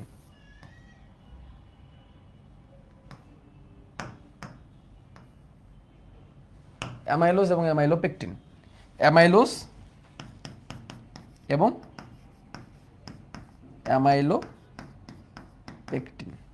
ব্যাপারটা কি, মনে রাখার টেকনিকগুলো তোমাদের আমি শিখাই দিই।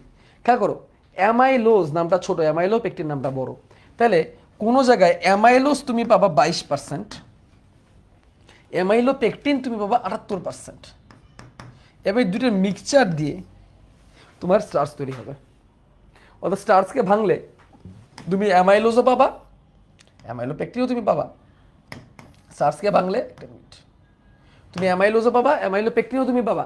অ্যামাইলোজ তুমি কম পাবা, অ্যামাইলোপেকটিন তুমি বেশি পাবা। কম পাওয়ার পিছনে কারণ কি, অ্যামাইলোজগুলা আলফা আলফা 1,4 লিঙ্কেজ দেখায়। অর্থাৎ নর্মাল একটা লিঙ্কেজ দেখায়, এটা কিন্তু আলফা গ্লুকোজ দিয়ে তৈরি হয়। বাই দ্য ওয়ে, এটা বিরিয়া দেওয়া হয়েছিল, এটা কোন দেওয়া হয়, আলফা। মনে রাখবে, স্টার্চ আলফা, স্টার্চ আলফা, স্টা উচ্চারণ মধ্যে আছে আলফা, স্টা উচ্চারণ মধ্যে আছে আলফা, স্টার্চ আলফা। আর এখানে আলফা 1,4 লিঙ্কেজও আছে, আবার আলফা 1,6 লিঙ্কেজও আছে। অর্থাৎ এর দুইটা লিঙ্কেজ দেখা যায়, আলফা 1,4 লিঙ্কেজও আছে, আবার আলফা 1,6 লিঙ্কেজও আছে। 1,4 1,6 লিঙ্কেজ, অর্থাৎ এর দুই ধরনের লিঙ্কেজ দেখা যায়। মানে দুই ধরনের লিঙ্কেজ কেমনে হইলো, 1,4 লিঙ্কেজ এরকম আড়াআড়ি যায়, 1,6 লিঙ্কেজ উপর দিকে তৈরি হয়। অর্থাৎ এর শাখা আছে, সহজ হিসাব। অর্থাৎ এর শাখান্বিত, অর্থাৎ এর কি শাখান্বিত, এর কি তৈরি হয়, শাখা তৈরি হয়। কিন্তু এ অশাখ, এর কোনো কি নাই, শাখা নাই, সে হচ্ছে অশাখ। কারণ আলফা 1,4, এবং এই জন্য এর পরিমাণটা কম। এই জন্যই অ্যামাইলোজের পরিমাণ, অ্যামাইলোজে গ্লুকোজ থাকে 200 থেকে 1000টি।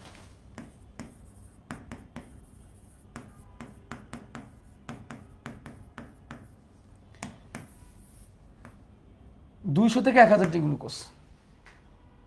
আর অ্যামাইলোপেকটিনের গ্লুকোজের সংখ্যা থাকবে হচ্ছে 2000 থেকে 2 লাখ। অ্যামাইলোপেকটিনের সংখ্যা হচ্ছে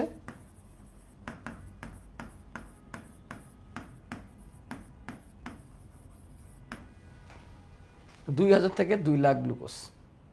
ওকে, 2000 থেকে 2 লাখ গ্লুকোজ। শাখা আছে বলেই এটা সম্পন্ন হয়েছে, গ্লুকোজের সংখ্যাটা এত বেশি বেড়ে গেছে। অ্যামাইলোপেকটিন দেখো, মনে রাখার টেকনিক কি, অ্যামাইলোজে সবই কম, অ্যামাইলোপেকটিনে সবই বেশি। অ্যামাইলোপেকটিন নামটাও তো বড় অ্যামাইলোজের থেকে। অ্যামাইলোপেকটিন দেখো নামটাও কিন্তু অ্যামাইলোজের থেকে কিন্তু কি বড়। ঠিক আছে, লাস্ট সেটা হচ্ছে আয়োডিন দ্রবণ প্রয়োগ করলে কি আকার ধারণ করে, আয়োডিন দ্রবণ আকার প্রয়োগকে ইয়ে করলে কি বর্ণ ধারণ করে, কালো নীল বা কালচে বর্ণ ধারণ করা হচ্ছে অ্যামাইলোজ। ঠিক আছে, কালো নীল বা কালচে বর্ণ ধারণ করা হচ্ছে অ্যামাইলোজ। তারা সব কিছুতে কম দেওয়া হয়েছে। ঠিক আছে, তারা সব কিছু কম দেওয়া হয়েছে, যে তার মুখটা কালো হয়ে গেছে, মুখটা নীল হয়ে গেছে কষ্টের ঠেলায়, আর তাকে সব কিছু বেশি দেওয়া হয়েছে। এই জন্য সে কি বর্ণ ধারণ করছে, লাল বা পার্পেল বর্ণ ধারণ করছে, লাল বা পার্পল। কিভাবে, আয়োডিন প্রয়োগ করলে, আয়োডিন প্রয়োগ করলে, আয়োডিন প্রয়োগ করলে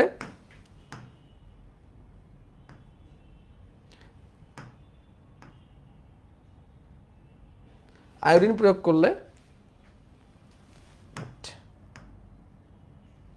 আয়োডিন প্রয়োগ করলে ওটা লাল বা পার্পল বর্ণ ধারণ করবে, আর আয়োডিন প্রয়োগ করলে এটা হচ্ছে নীল বা কালো বর্ণ ধারণ করবে। এই হচ্ছে অ্যামাইলোজ আর অ্যামাইলোপেকটিনের পার্থক্য, এর মধ্যে ভালো করে জানতে হবে। আচ্ছা এটাকে চলো আমরা অন্য কালার দিয়ে দিই, লাল কালারটা ভালো লাগতেছে না। হলুদ ভাল লাগে না, সাদা ভাল লাগে, সাদা, সবুজ, পুকি কালার না, না নীল কালার, হ্যাঁ এটা ভালো লাগতেছে। তাহলে এই হচ্ছে অ্যামাইলোজ আর অ্যামাইলোপেকটিনের পার্থক্য। না স্টার্চ এই দুই টাইপেরই হয়, অ্যামাইলোজ এবং অ্যামাইলোপেকটিন। সব থেকে বড় স্টার্চের দানা কোথায়? গোলাউতে। সব থেকে ছোট কোনটা? সব থেকে ছোট কোনটা? চালে। কি হচ্ছে বুঝা পাই না, কি বুঝো না আপু বলো? তাহলে অ্যামাইলোজ আর অ্যামাইলোপেকটিন দুটো মিলে কিন্তু স্টার্চ, এই দুটোকে মিক্স করলে কিন্তু স্টার্চ। স্টার্চ কিন্তু একা না, শুধু এটা না কিন্তু। আচ্ছা এখন আমরা স্টার্চের গঠনটা দেখব। একটা গঠন তো খুবই সহজ, এটা শিখলে আবার গ্লাইকোজেনের গঠনও হয়ে যাবে। গ্লুকোজ আঁকাবো।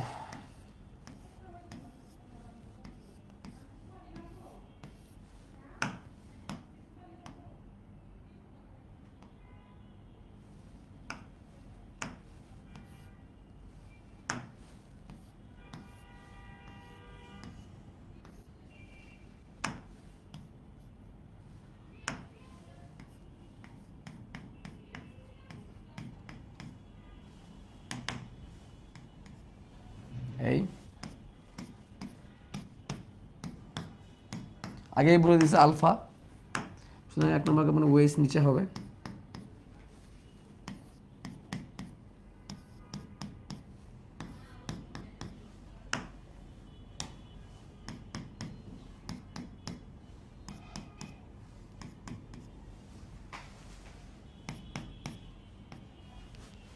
এই হচ্ছে আলফা ডি গ্লুকোজ।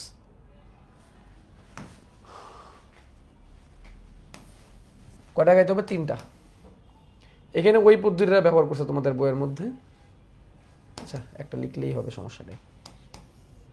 3টা দিবা, দেওয়ার পরে এনে বুঝতেই পারতেছো বন্ধনটা কোন জায়গায় হয়ে যাবে। এই যে এখানে,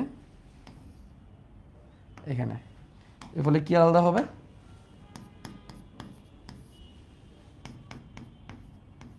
পানি আলাদা হবে। কি আলাদা হবে? পানি আলাদা হবে। ওকে দেখো একটা কথা বলে রাখি, এইখান থেকে কিন্তু এখানে যাওয়া যায় না। তোমরা পরীক্ষায় কিন্তু শুধু এটা আঁকাবা একটা, আমি কিন্তু এমনি দেখাইছি। পরীক্ষায় তুমি কিন্তু একটা আঁকাবা। দেখো এটা কিন্তু ট্রাইস্যাকারাইড দেখে মনে হচ্ছে, এটা দেখে কিন্তু ট্রাইস্যাকারাইড মনে হচ্ছে, তাই না? 1 2 3টা, এখানে কিন্তু ডট ডট ডট নাই কিন্তু, তাই না? তো এইখান থেকে কিন্তু কখনো এইভাবে যাওয়া যায় না। শুধু এইটুকু আঁকাবা তবে রাইট, কোনো সমস্যা নেই, মানে ব্র্যাকেট দিয়ে তুমি বুঝাই দিছো। এইখানে দেখে গ্লুকোজ কয়টা মনে হচ্ছে? 3টা না? এখান থেকে এটা কেমনে আসবে? সো এটা কিন্তু একটা গ্রামাটিক্যাল ভুলের মতো হয় কিন্তু। অথবা তুমি সরাসরি ওইটা আঁকাবা, এইখান থেকে এখানে আঁকানো যাবে না, একবার আঁকাবা, একটা আঁকাবা সেম। এখানে তোমাকে আমি এভাবে বুঝাইছি বোঝানোর জন্য, বাট এবার আর বোঝানোর জন্য এটা রেখে দিব না। এবার আমি কি করব? সরাই দিব সরাসরি, সরাই দিব সরাসরি। অক্সিজেনটাকে এখানে নিয়ে আসবো, নিয়ে এসে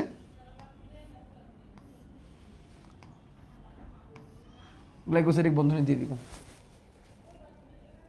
কিন্তু এটা স্টিল ট্রাইস্যাকারাইড মনে হচ্ছে। তো ট্রাইস্যাকারাইডটা যাতে ট্রাইস্যাকারাইড মনে না হয়, এই জন্য এখন লাস্ট আমি যে কাজটা করবো, এই একটা ব্র্যাকেট, ভালো হচ্ছে না ব্র্যাকেটটা,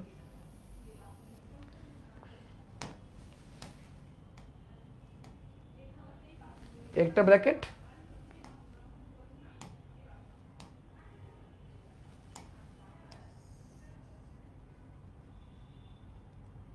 একটা ব্র্যাকেট দিয়ে দিব, হয়ে গেল। কিন্তু দেখো ব্র্যাকেটটা কোনখানে দিছি, ভালো করে খেয়াল করো।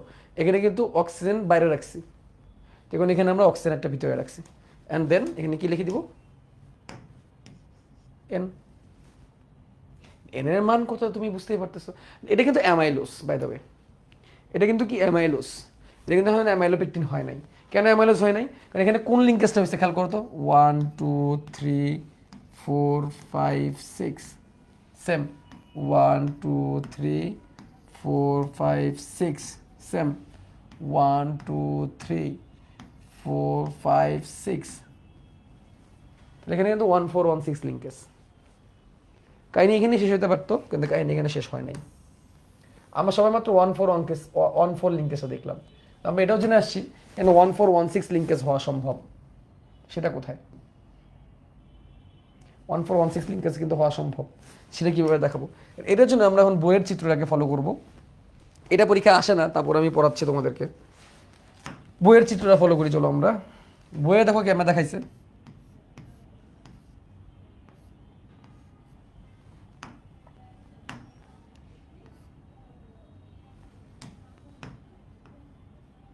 একটু দাঁড়াও।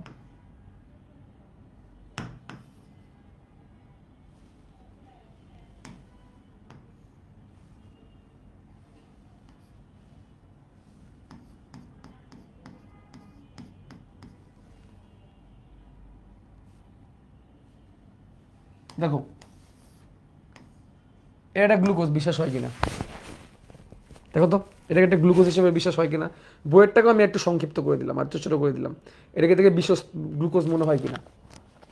অবশ্যই মনে হয়। এবং এটা আলফা গ্লুকোজ কেমনে বোঝাবো? ওয়েস্টটাকে নিচে দেখায়। Look, 1 number carbon, 2 number carbon এখানে, 3 নাম্বার কার্বন এখানে, 4 নাম্বার কার্বন এখানে, 5 নাম্বার কার্বন এখানে, 6 নাম্বার কার্বন। এই যে অক্সিজেন, এই যে অক্সিজেন। আর নিচে ওয়েস দিয়ে বুঝে দিলাম এটা আলফা গ্লুকোজ। নিচে ওয়েস দিয়ে কি বুঝে দিলাম এটা আলফা গ্লুকোজ 1 নাম্বার কার্বনে। তো এটাকে আমি এবার সরাই দিব, রাখবো না। এখন যে কাজটা করব, এটা পাশে বন্ধন করে দিব।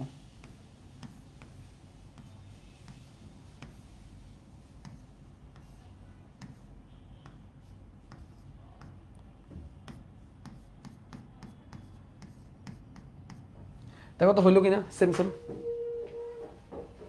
দেখো তো ভাই সেম সেম জিনিস হইলো কিনা? এইটা এটা কি সেম না? এবং এইটার সাথে এইখানে তাকাও, দেখো তো সেম হয় কিনা?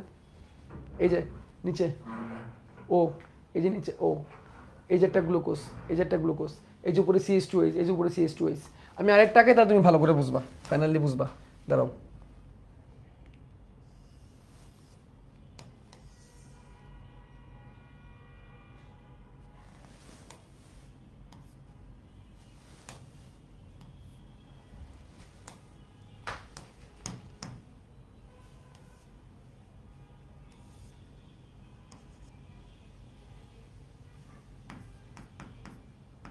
দেখো তো ভাই এইটা এটার মধ্যে কোনো পার্থক্য আছে কিনা?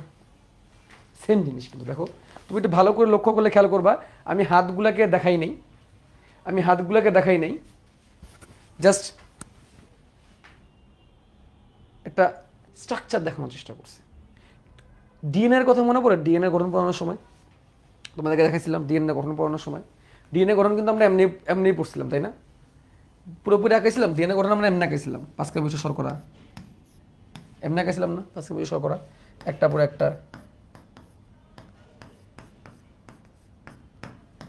এমনি করছিলাম না? তারপরে ফসফেট দ্বারা যুক্ত করছিলাম। জাস্ট এটাই করছি আমরা এখানে, আর কিছু না। তো এখন আমরা একটু এটাকে মুছে দিই, তোমরা আঁকায়ও না এইভাবেই এখনই। এই এখানে এই জিনিসটাকে আমরা 4টা নিব, গোটা 4টা, 4টা। তাহলে আমরা আরেকটা নিই তোমাদের বইয়ের সাথে মিল রাখার জন্য আর কি।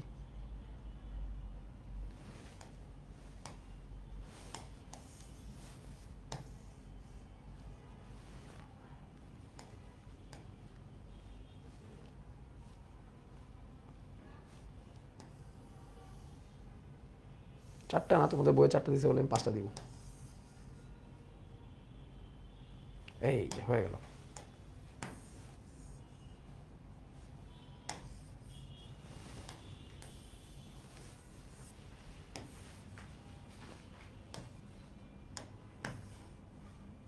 দেখো একই জিনিস না? এবার এখানে যদি আমরা dot dot dot dot dot দিয়ে দিই, এটা অক্সিজেন দিয়ে ডট ডট ডট দিয়ে দিই, তার মানে কি বাড়তেছে? একই জিনিস। এখানে দেখো তো লিঙ্কেজগুলো কি কি হয়েছে? 1 4 1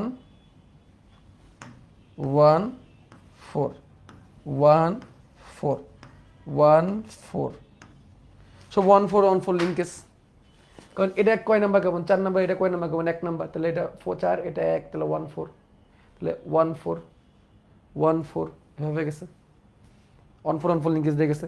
এখন আমরা 1 6 লিঙ্কেজটাকে চিনতে যাচ্ছি। তাহলে আমরা যে কাজটা করব, এটা একটা কাজ করতে হবে,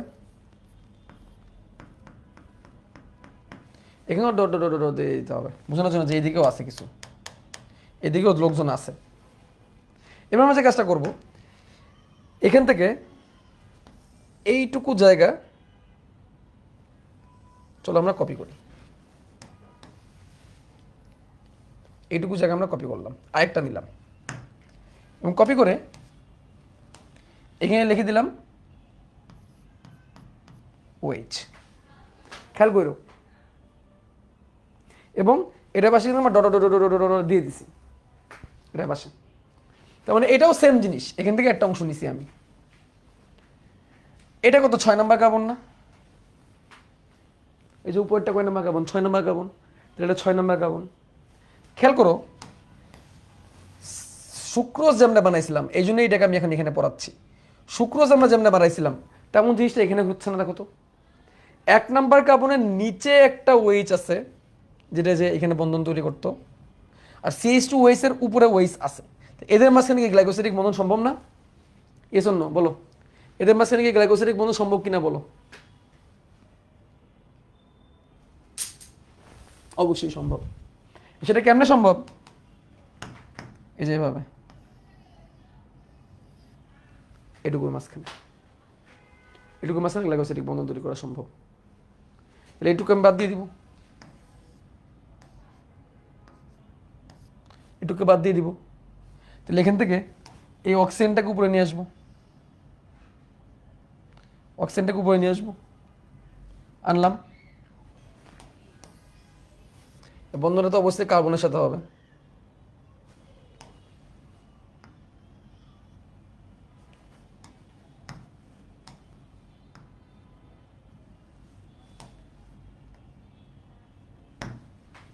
খেয়াল করো তো,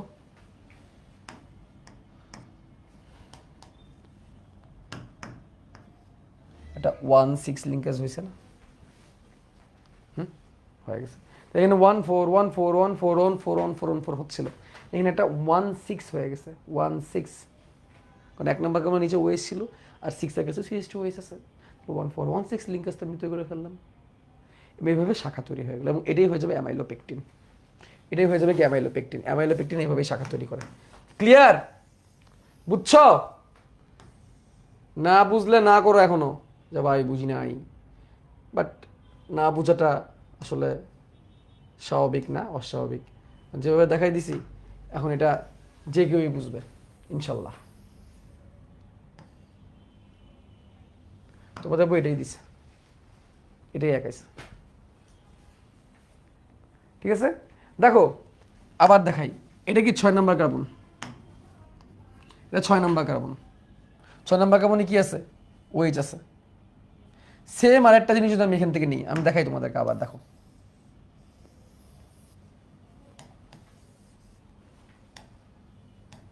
এই যে একটা নিলাম, নিয়ে এটাকে আবার উপরে যুক্ত করতে যাচ্ছি, এখানে নিয়ে আসলাম যুক্ত করতে। খেয়াল করো, এখানে কি CH2 ওয়েজ না? CH2 ওয়েজ না? খেয়াল করো, এই যে 1 নাম্বার কার্বনে কি আছে? ওয়েজ। এই সেই ওয়েজ, এই যে 1 নাম্বার কার্বনে ওয়েজ। এইটা কি 1 নাম্বার কার্বনে ওয়েজ। এটা 6 নাম্বার কার্বনে CH2 ওয়েজ।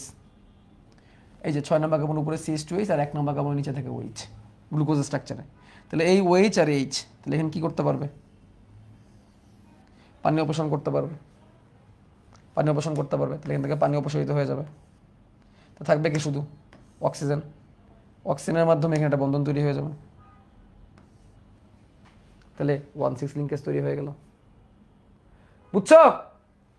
ক্লিয়ার কেমন 1 6 লিঙ্কেজ তৈরি হয়? 1 4 1 6 না বুঝলেও সমস্যা নেই, পরীক্ষায় আসবে না।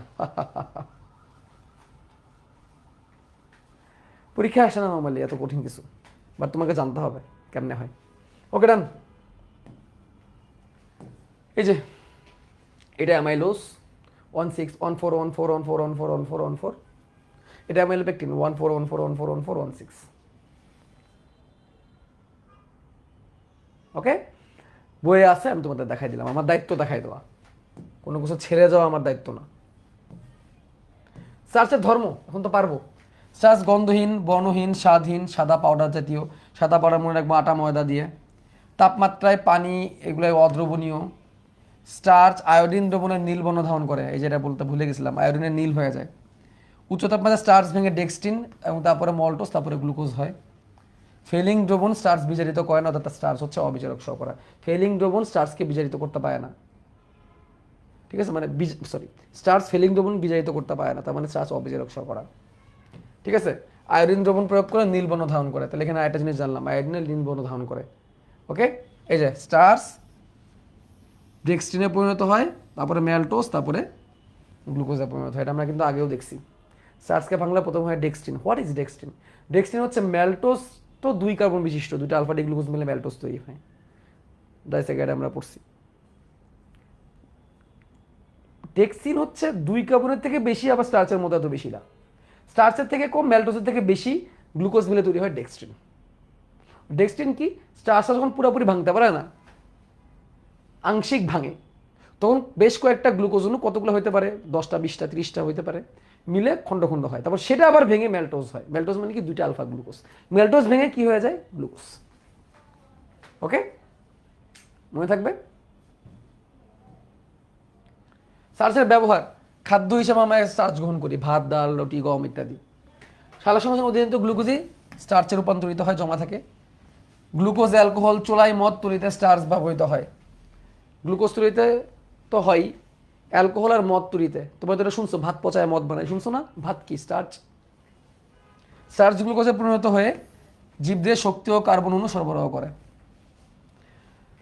কখন? যখন আমাদের স্টার্চ ভাঙে, পরিপাক হয়ে, আমাদের পেটে যে ক্ষুদ্রান্তে যে স্টার্চ পরিপাক হয়, আমাদের মুখের লালাতেও স্টার্চ পরিপাক হয়, স্টার্চ ভেঙে কিসে পরিণত হয়, গ্লুকোজে, তারপর আমরা শক্তি পাই। কাগজ ও আঠা প্রস্তুত করতেও কিন্তু স্টার্চ লাগে। তারপর আঠা, ভাত দিয়ে আঠা বানাইছো কেউ কখনো ছোটবেলায়? ভাত দিয়ে আঠা বানায় ঘুড়ি বানায় উড়াইছো কেউ?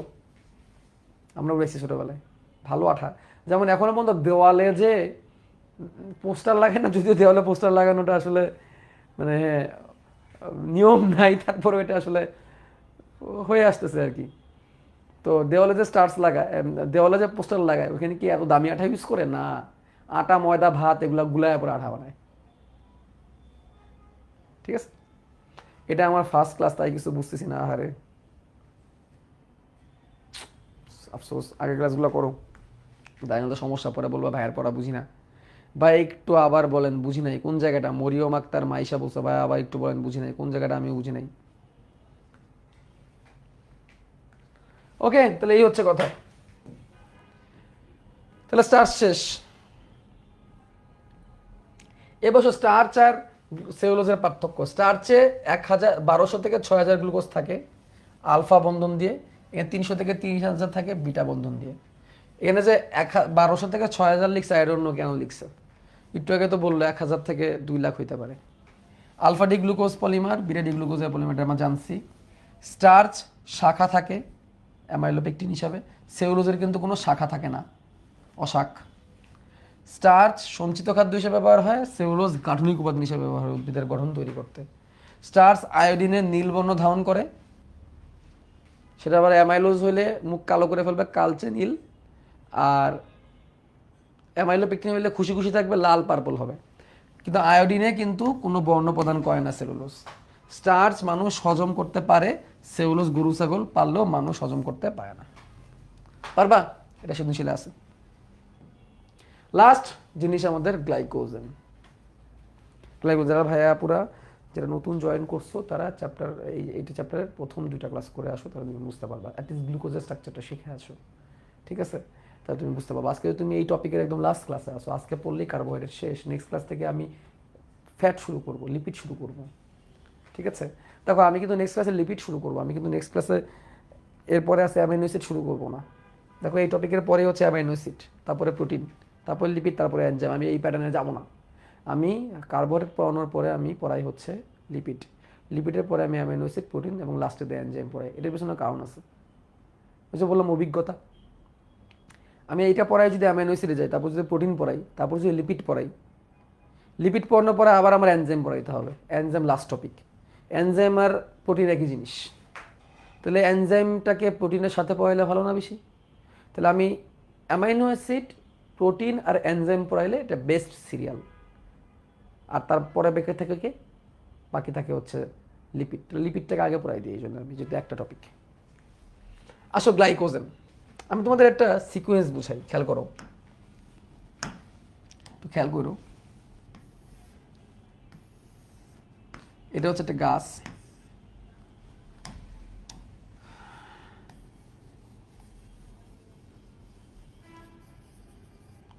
গাছের পাতা,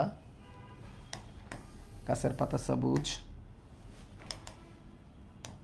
গাছের পাতা সবুজ সবুজ সবুজ, গাছের পাতা।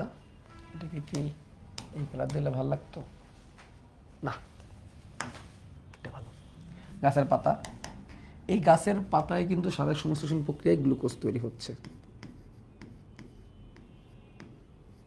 সাধারণ সংশ্লেষণ প্রক্রিয়ায়। এই গ্লুকোজটা উদ্ভিদ নিজেকে ব্যবহার করার জন্য সুক্রোজ বানাচ্ছে। সুক্রোজ মানে চিনি, সুক্রোজ এটা ডাইস্যাকারাইড। আর উদ্ভিদ জমা রাখার জন্য স্টার্চ বানাচ্ছে। আবার এটাকেই, এই গ্লুকোজই কিন্তু আবার সেলুলোজ হিসাবে কনভার্ট হচ্ছে উদ্ভিদের দেহ গঠন করার জন্য। উদ্ভিদের দেহ গঠন করার জন্য গ্লুকোজটা সেলুলোজ হিসেবে ব্যবহার হচ্ছে, স্টার্চটা শাক জমা থাকতেছে দানা হিসেবে, গম, ভুট্টা, ফল হিসাবে, আর সুক্রোজটা উদ্ভিদ নিজে ব্যবহার করতেছে। উদ্ভিদ নিজে ব্যবহার করতেছে সুক্রোজ, এই হচ্ছে অবস্থা। তাহলে আমি আবার বলি, সালোক সংশ্লেষণ প্রক্রিয়ায় যে গ্লুকোজটা তৈরি হচ্ছে, এই গ্লুকোজটা স্টার্চ হিসেবে জমা থাকতেছে, সুক্রোজ হিসেবে উদ্ভিদ ব্যবহার করতেছে, সেলুলোজ হিসেবে সে নিজেকে গঠন করতেছে। এই যে স্টার্চ হিসেবে জমা থাকতেছে, এটা কি গ্লুকোজ দিয়ে? আলফা ডি গ্লুকোজ দিয়ে।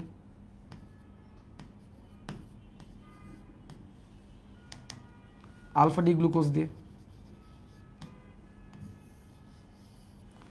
আলফা ডি গ্লুকোজ হিসেবে স্টার্চ জমা থাকতেছে। এই যে আলফা ডি গ্লুকোজ হিসেবে যে স্টার্চ জমা থাকতেছে, এইটাকেই কিন্তু আবার একটা মানুষ ভক্ষণ করতেছে, খাচ্ছে। কেমনে? ভাত, ডাল, রুটি, গম, ভুট্টা এগুলোর মাধ্যমে। ভাত, রুটি, গম, ভুট্টা এগুলোর মাধ্যমে স্টার্চ খাচ্ছি কিন্তু আমরা। এই ভক্ষণের পরে ভক্ষণটা করতেছি কি হিসাবে? ভাত, রুটি, গম, ভুট্টা, ঠিক আছে? এই আগে কিন্তু এগুলোকে আমরা ভক্ষণ করতেছি, এই জন্য স্টার্চের ভূমিকা এত বেশি। এইগুলা কোথায় যাচ্ছে? এগুলা আমাদের পরিপাকের জন্য যাচ্ছে।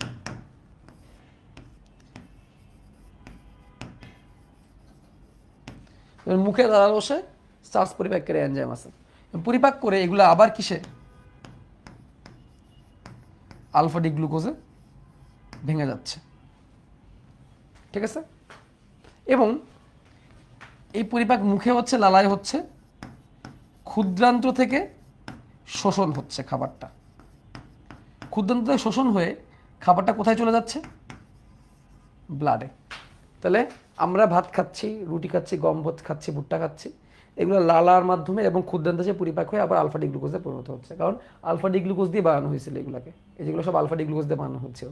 পরিপাক হওয়ার পর এগুলো আবার গ্লুকোজে শিফট হয়ে যাচ্ছে, শিফট হয়ে ক্ষুদ্রান্ত থেকে রক্তের মাধ্যমে শোষিত হয়ে রক্তে চলে যাচ্ছে, ক্ষুদ্রান্ত থেকে শোষিত রক্তে চলে যাচ্ছে, রক্তে জমা হচ্ছে, রক্তে যাওয়ার মাধ্যমে সারা দেহে চলে যাচ্ছে, ব্লাডের মাধ্যমে সেলে চলে যাচ্ছে, আমাদের যত কোষ আছে সেই সেলে যাচ্ছে, সেই সেলে ব্যবহার হচ্ছে। ব্যবহার হওয়ার পরে যেগুলো এক্সট্রা,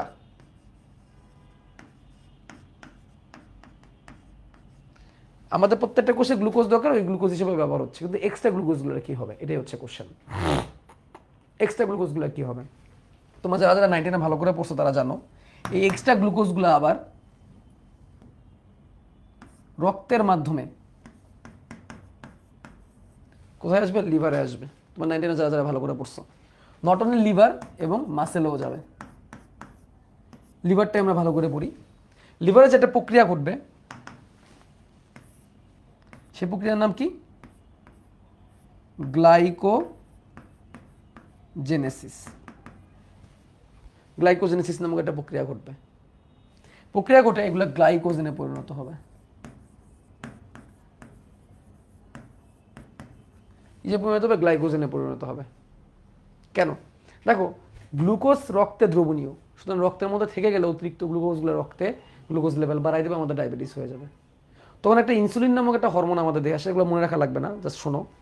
সেই ইনসুলিন হরমোন ওই গ্লুকোজকে লিভারে যে গ্লাইকোজেনে পরিণত করবে। গ্লাইকোজেন একটা পলিস্যাকারাইড, যেটা রক্তে মেশে না। যেমন ভাত, গম রক্তের মধ্যে মেশে না, তেমনি এটা রক্তের মধ্যে মিশবে না। এটাই সেই গ্লাইকোজেন।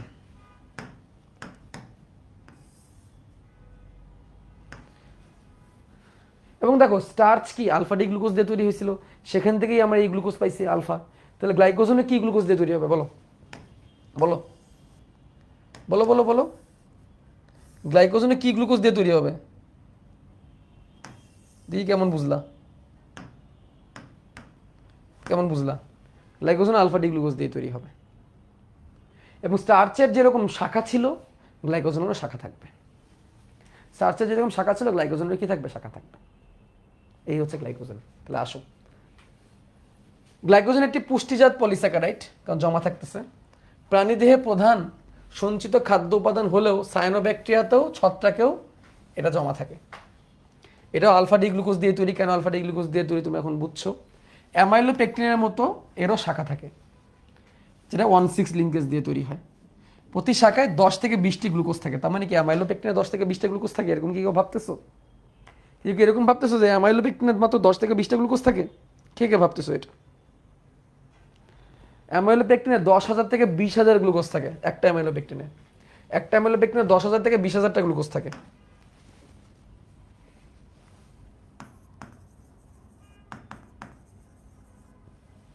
দশ হাজার থেকে 20,000টা। কিন্তু এর যে শাখা থাকে, শাখায় 10 থেকে 20টা থাকে, এটা বলছে আর কি। গ্লাইকোজেন ভাঙলে আবার আলফা ডি গ্লুকোজ পাওয়া যায়। মানুষের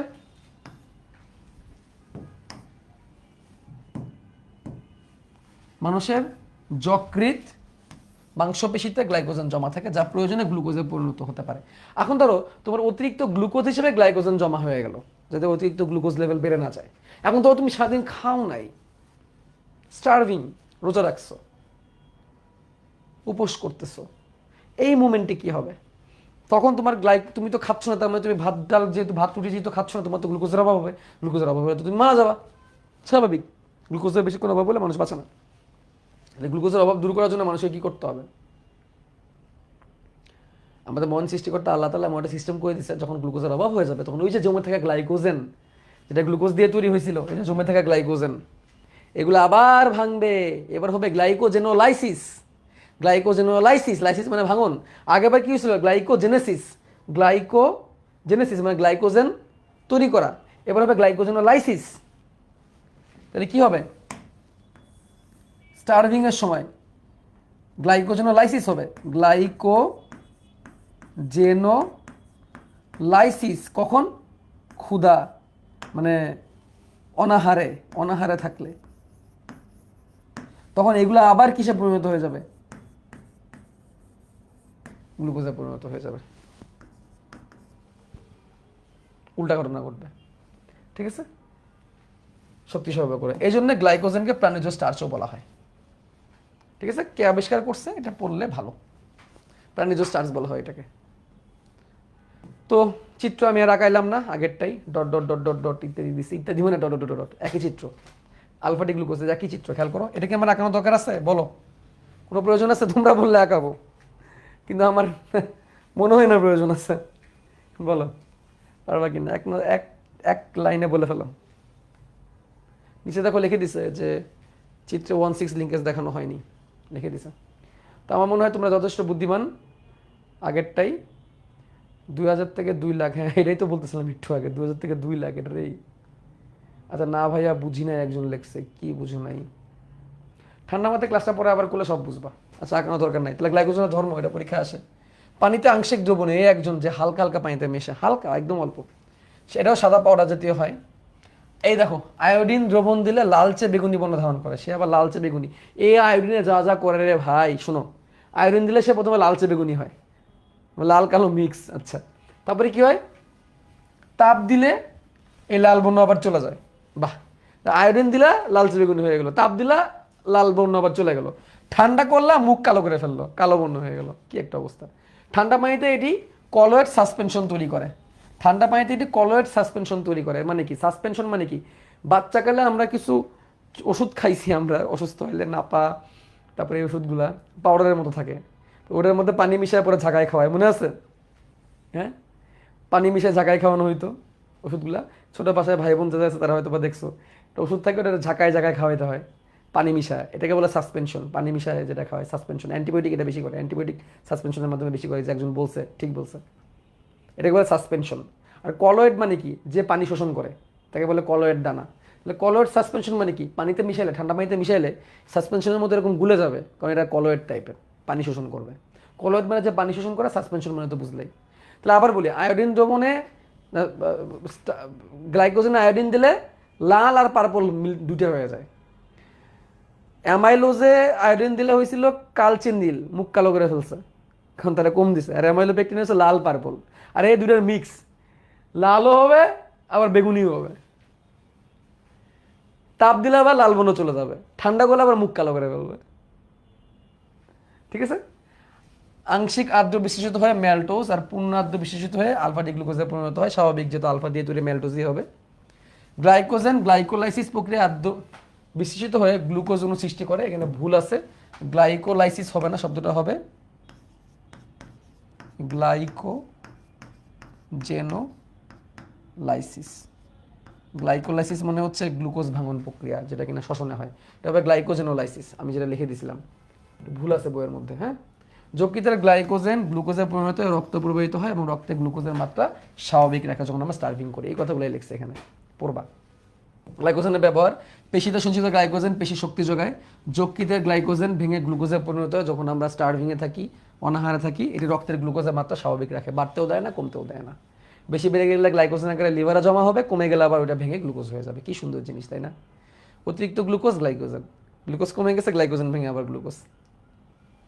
ওকে, দারুণ। শেষ। তাহলে আমাদের গ্লুকোজের একটা ক্লাসিফিকেশন আমরা শেষ করবো। এখন তো আরেকটা ক্লাসিফিকেশনে চলে গেছি, রিডিউসিং সুগার, নন রিডিউসিং সুগার। ভাই এখানে আর কিছু বলার দরকার নাই, এগুলো আমরা আগেই পড়ে ফেলছি। গ্লুকোজ, ফ্রুক্টোজ, ম্যানোজ, এগুলো হচ্ছে রিডিউসিং সুগার। মনোস্যাকারাইড, ডাইস্যাকারাইড যা আছে সব রিডিউসিং। আর নন রিডিউসিং কারা?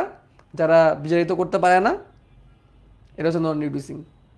কারা কারা? এই যে সুক্রোজ, ট্রিহালোস এবং পলিস্যাকারাইড। খেয়াল করো, পলিস্যাকারাইডটা কেন নন রিডিউসিং, পলিস্যাকারাইডটা কেন বিজারণ করতে পারে না? বিজারণ শর্করা মনে আছে তোমাদের? বিজারক শর্করা, যার একটা কার্বোহাইড্রেট, যে একটা অ্যালডিহাইড বা কিটোন যে মুক্ত থাকে, যে অন্যকে বিজারিত করতে পারে। দেখো তো, এর প্রত্যেকটা 1 নম্বর কার্বন এঙ্গেজ হয়ে গেছে না? এটাও কিন্তু এঙ্গেজ, অ্যাকচুয়ালি দেখানো হয় না, বাট এঙ্গেজ। প্রত্যেকটা 1 নম্বর কার্বন এঙ্গেজ হয়ে যায়, প্রত্যেকটা অ্যালডিহাইড মূলক এঙ্গেজ হয়ে যায়। এর কারণে এদেরকে আমরা অবিজারক শর্করা বলি। ঠিক আছে? তাহলে এখান থেকে আর কিছু দাগানো লাগবে, এগুলো আমরা আগেই পড়ে ফেলছি। এরপরে থাকলো হেমিসেলুলোজ। উদ্ভিদের কোষ প্রাচীরে সেলুলোজ এবং পেকটিন পদার্থ ব্যতীত আরও কিছু জিনিস থাকে, এগুলো হেমিসেলুলোজ, যেমন গ্লুকান, জাইলান। এটাও তোমাদের বলছে, যদি গ্লুকোজ বেশি থাকে তাহলে গ্লুকান, যদি জাইলুলোজ বেশি থাকে তখন তার নাম হয়ে যায় কি, জাইলান। এরকম হয় আর কি ব্যাপারটা। ওয়েট,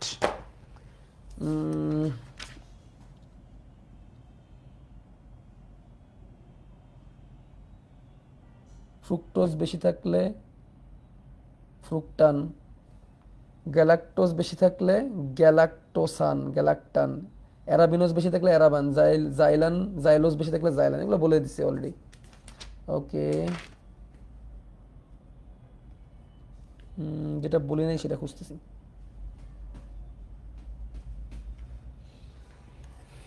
ওকে, তারপরে কাইটিন। এই কাইটিন নিয়ে বহুত আলোচনা আছে। এটি নাইট্রোজেন বিশিষ্ট পলিস্যাকারাইড।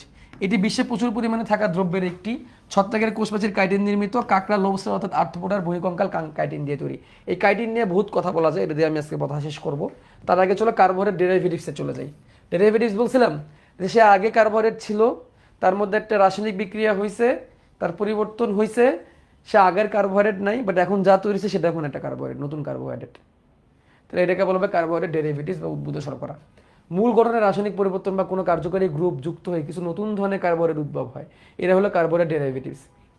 ফ্রুক্টোজের ওএসএ গ্রুপের সাথে ফসফেট যুক্ত হয়ে ফ্রুক্টোজ 1,6 ডাইফসফেট তৈরি হয়, দেখাইছিলাম মনে হয় তোমাদেরকে, রাইবোলোস 1,5 বাইফসফেট দেখাইছিলাম, রাইবোলোস 1,5 বিসফসফেট দেখাইছিলাম, রাইবোলোসে 1 নম্বর কার্বন আর 5 নম্বর কার্বনে ফসফেট যুক্ত করছিলাম, ওটাই বলছে। রাইবোলোসের বদলে ফ্রুক্টোজ করো, তাহলেই হয়ে যাবে। ওএইচ অ্যামিনো গ্রুপ দ্বারা পরিস্থিত হয়ে গ্লুকাসামিন গ্যালাক্টোসামিন হইতে পারে। Glucose plus amine glucosamine, galactose plus amine galactosamine. টুয়ানাসের প্রধান উপাদান গ্যালাক্টোসামিন। গ্লুকাসামিন পলিমার হয়ে কাইটিন তৈরি করে, ব্রিডটাকে দেখাইছি। কাইটিন পৃথিবীতে প্রচুর থাকে। কার্বোহাইড্রেট এগুলো হচ্ছে উদ্ভূত শর্করা। উদ্ভূত শর্করা মানে কি, সে আগে শর্করা ছিল, তার সাথে একটা কোনো রাসায়নিক বিক্রিয়া হয়েছে, বাট স্টিল সে শর্করাই আছে, বাট নতুন একটা শর্করা, এটাকে বলে উদ্ভূত শর্করা, তৈরি হয়েছে। এখানে আমি আসবো আবার কার্বোহাইড্রেটের ভূমিকা রিটেনে আসে। দেখো, শক্তির প্রধান উৎস, শক্তি পাই আমরা শর্করা থেকে শ্বসন প্রক্রিয়ায়। উদ্ভিদের দেহে এগুলো জমা থাকে, স্টার্চ, ইনুলিন। উদ্ভিদের গাঠনিক উপাদান সেলুলোজ, হেমিসেলুলোজ কোষপ্রাচীর তৈরি করে। ছত্রাক ব্যাকটেরিয়াতে গ্লাইকোজেন জমা থাকে। অ্যামিনো অ্যাসিড ও ফ্যাটি অ্যাসিড বিপাকে হেল্প করে। এটা শরীরে প্রোটিনের অভাব হলে শর্করা থেকে প্রোটিনও তৈরি হতে পারে, দেখছো, প্রোটিনের অভাব হয়ে গেলে প্রোটিনও তৈরি হতে পারে তারা। বিপাক মানে ভেঙে ফেলা, বিক্রিয়া করা।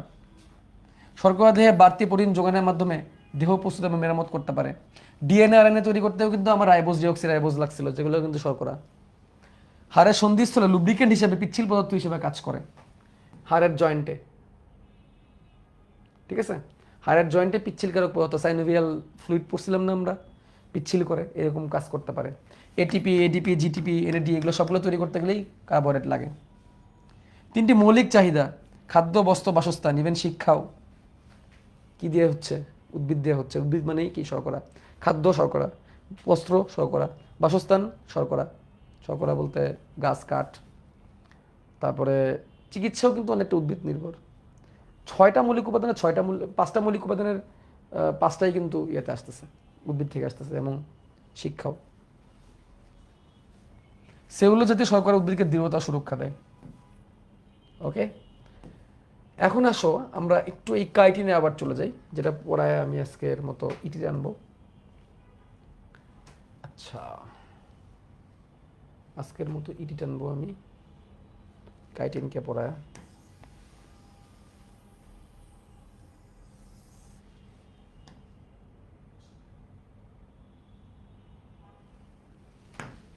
দেখো, গ্লুকোজের সাথে আমি অ্যামিনমূলক যুক্ত করবো। অ্যামিন, অ্যামিন মানে কি, NH2 হয়ে যাবে গ্লুকোসামিন। গ্লুকাসামিন, খেয়াল করো, আমরা একটা গ্লুকোজ আঁকাই।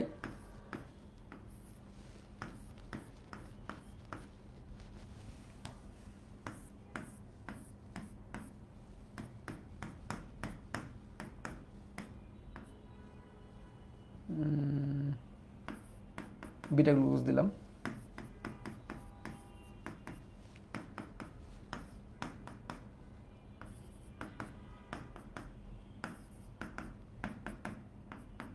এটা বিটা গ্লুকোজ বানাইলাম। কার্বনের নাম্বারিংগুলো করি। 1 নম্বর কার্বন, 2 নম্বর, 3 নম্বর, 4 নম্বর, 5 নম্বর, 6 নম্বর। খেয়াল করো, এই যে 2 নম্বর যে কার্বনটা আছে না, 2 নম্বর কার্বন নিচে কি আছে, ওএইচ আছে। এখানে বিক্রিয়াগুলো হবে, কি হবে, এখানে কিছু চেঞ্জ আসবে। আমি একটু নিচে বসে পড়লাম। চেঞ্জগুলো কি কি দেখো, কি কি তৈরি হবে এখানে। এখানে একটা নাইট্রোজেন বসবে। নাইট্রোজেনের 3টা হাত না, নাইট্রোজেনের 3টা হাত দিয়ে একটা হাত দিয়ে হাইড্রোজেন ধরবে, আর একটা হাত দিয়ে কার্বন ধরবে। কার্বন আবার 2টা হাত দিয়ে অক্সিজেন আর CH3কে ধারণ করবে, ঠিক আছে, এরকম হবে। এটাকে বলে এন অ্যাসিটাইল গ্রুপ। এটাকে বলে এন অ্যাসিটাইল গ্রুপ। এটাকে বলে N acetyl group. N acetyl, এটা এন অ্যাসিটাইল গ্রুপ যুক্ত হবে। কি গ্রুপ বলা হয় এটাকে, এন অ্যাসিটাইল। তোমাদের বইয়ে বলছে যে গ্লুকোজের সাথে অ্যামিন মূলক যুক্ত হয়, আসলে অ্যামিন মূলক না, এন অ্যাসিটাইল গ্রুপ যুক্ত হয়। এন অ্যাসিটাইল গ্রুপ, এটা এন অ্যাসিটাইল গ্রুপ যুক্ত হয়। এবার এই জিনিসটা যখন বারবার রিপিট হবে, এই জিনিসটার নাম হচ্ছে গ্লুকোজ অ্যামিন বা গ্লুকোসামিন, গ্লুকোজ প্লাস অ্যামিন মূলক, NH2 মানে তো অ্যামিন, এটা আসলে NH2 না, সরাসরি N অ্যাসিটাইল, বাট এই জিনিস যখন রিপিট হতে থাকবে রিপিট হতে থাকবে রিপিট হতে থাকবে, তখন সেটা হয়ে যাবে কাইটিন, তখন এই জিনিসটার নাম হয়ে যাবে কাইটিন, তখন এই পুরো জিনিসটার নাম হয়ে যাবে কাইটিন, এটাই কাইটিন আর কিছু না। এভাবে কি তৈরি হবে? কাইটিন তৈরি হবে। N অ্যাসিটাইল গ্রুপ যুক্ত হওয়ার মাধ্যমে কি তৈরি হবে? কাইটিন তৈরি হবে। ওকে, জাস্ট দরকার নাই। তাহলে এই হচ্ছে আমাদের আলোচনা। তো আমরা আমাদের পুরো আলোচনাটাকে করে ফেললাম, আমরা আমাদের কার্বোহাইড্রেট পার্টটাকে শেষ করে ফেললাম। আমি জানি নতুন স্টুডেন্টদের একটু কষ্ট হয়েছে, কষ্ট হওয়াটাই স্বাভাবিক।